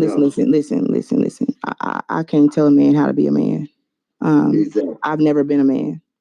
Okay. Exactly. So what you talking about? Listen, if you took it as whatever, I don't know. What I told you is if you at a place, and I told you if you at a place, if I'm working at a place, right? Now in your situation, that wasn't even the case. You went to your management, and they took care of it or whatnot. My thing is when I was in workforce, if I was at a place and I felt like I wasn't appreciated, and I felt like my skills and everything wasn't where it was, I didn't quit. I went for what I felt was a better opportunity in my career. So I'm not sure I'm not sure where all this is coming from, and it's No, I'm gonna tell you where it's coming from. no, yeah, I don't understand because it's getting to be you're being really dramatic and you're going all type of ways with it that I don't understand where it's going and all the stuff you're talking about. The only way that a black man is gonna stand his ground is when that empress shows him he's a king at home. The only way that we're gonna go out and conquer, do anything, we need your fucking help. So how does you talking about a king at home? How does that refer to what we're talking about right now?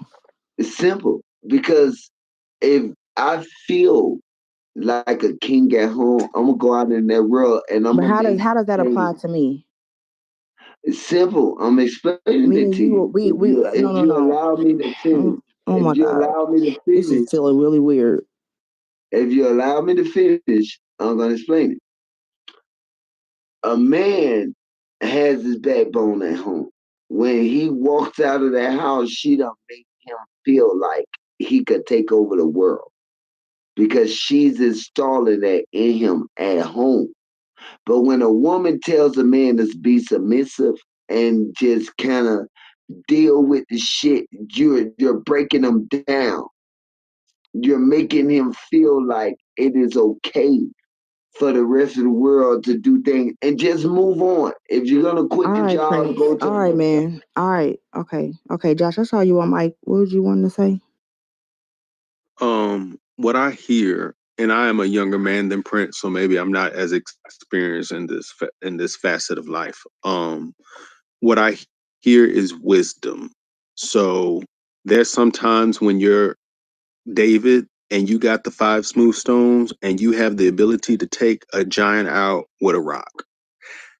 And then there's other times where you're in Babylon. This is all biblical. I'm sorry. That's all I got. You're in Babylon and rocks is not going to kill the giant this time. So you have to work within the system to find the success that's available.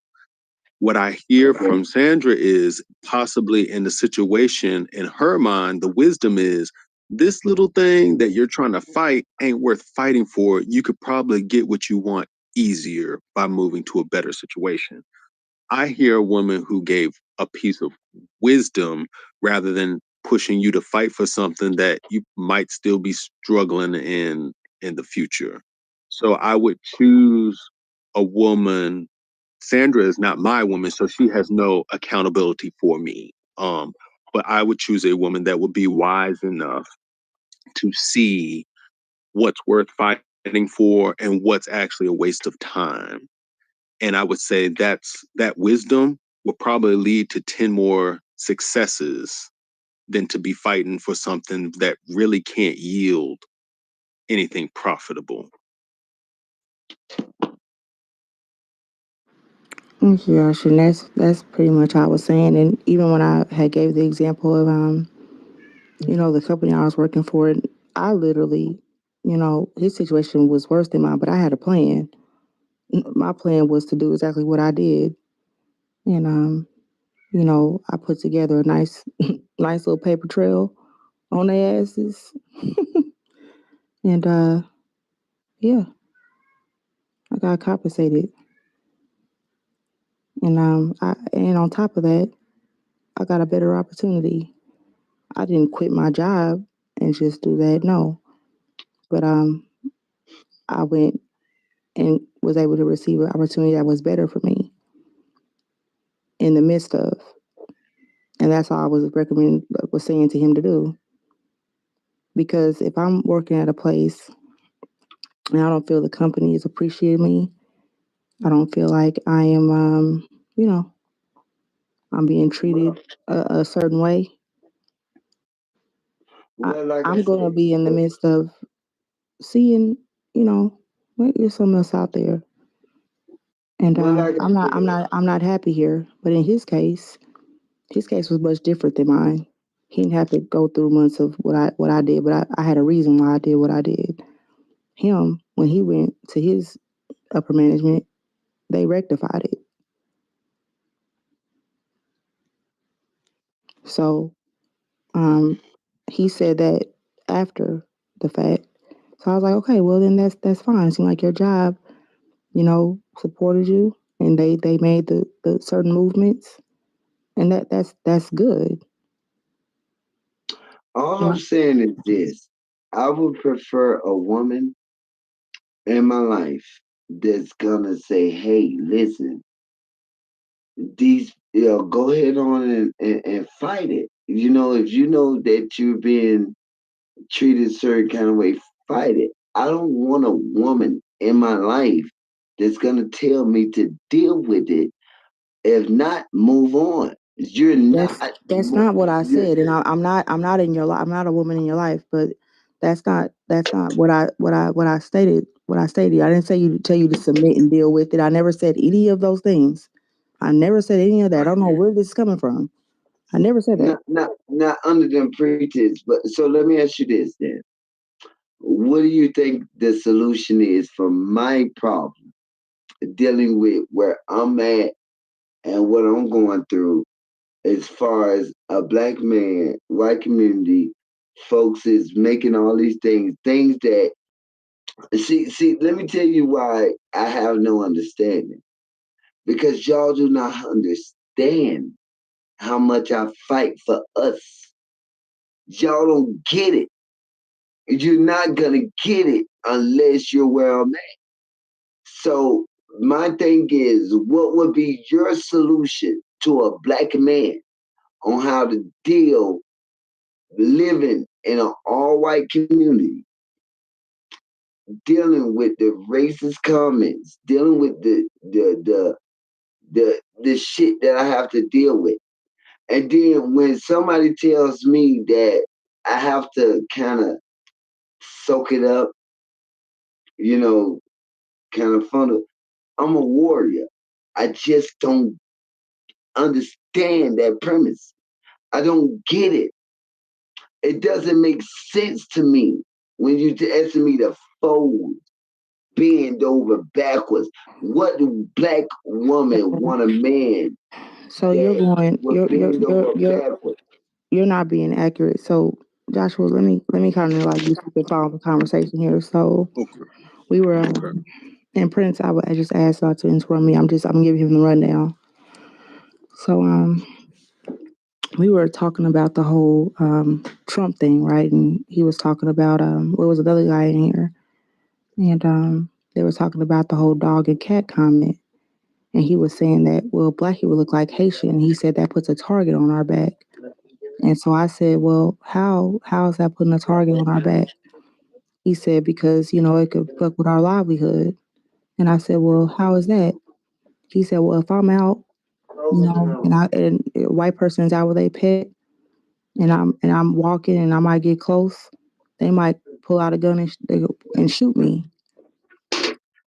And then he also said that when he's out, he might overhear a conversation and he'll, walk up with a conversation. If they're saying something about black people or about the hate situation, and he'll defend it. And so I said, I was asking, why do you care about what?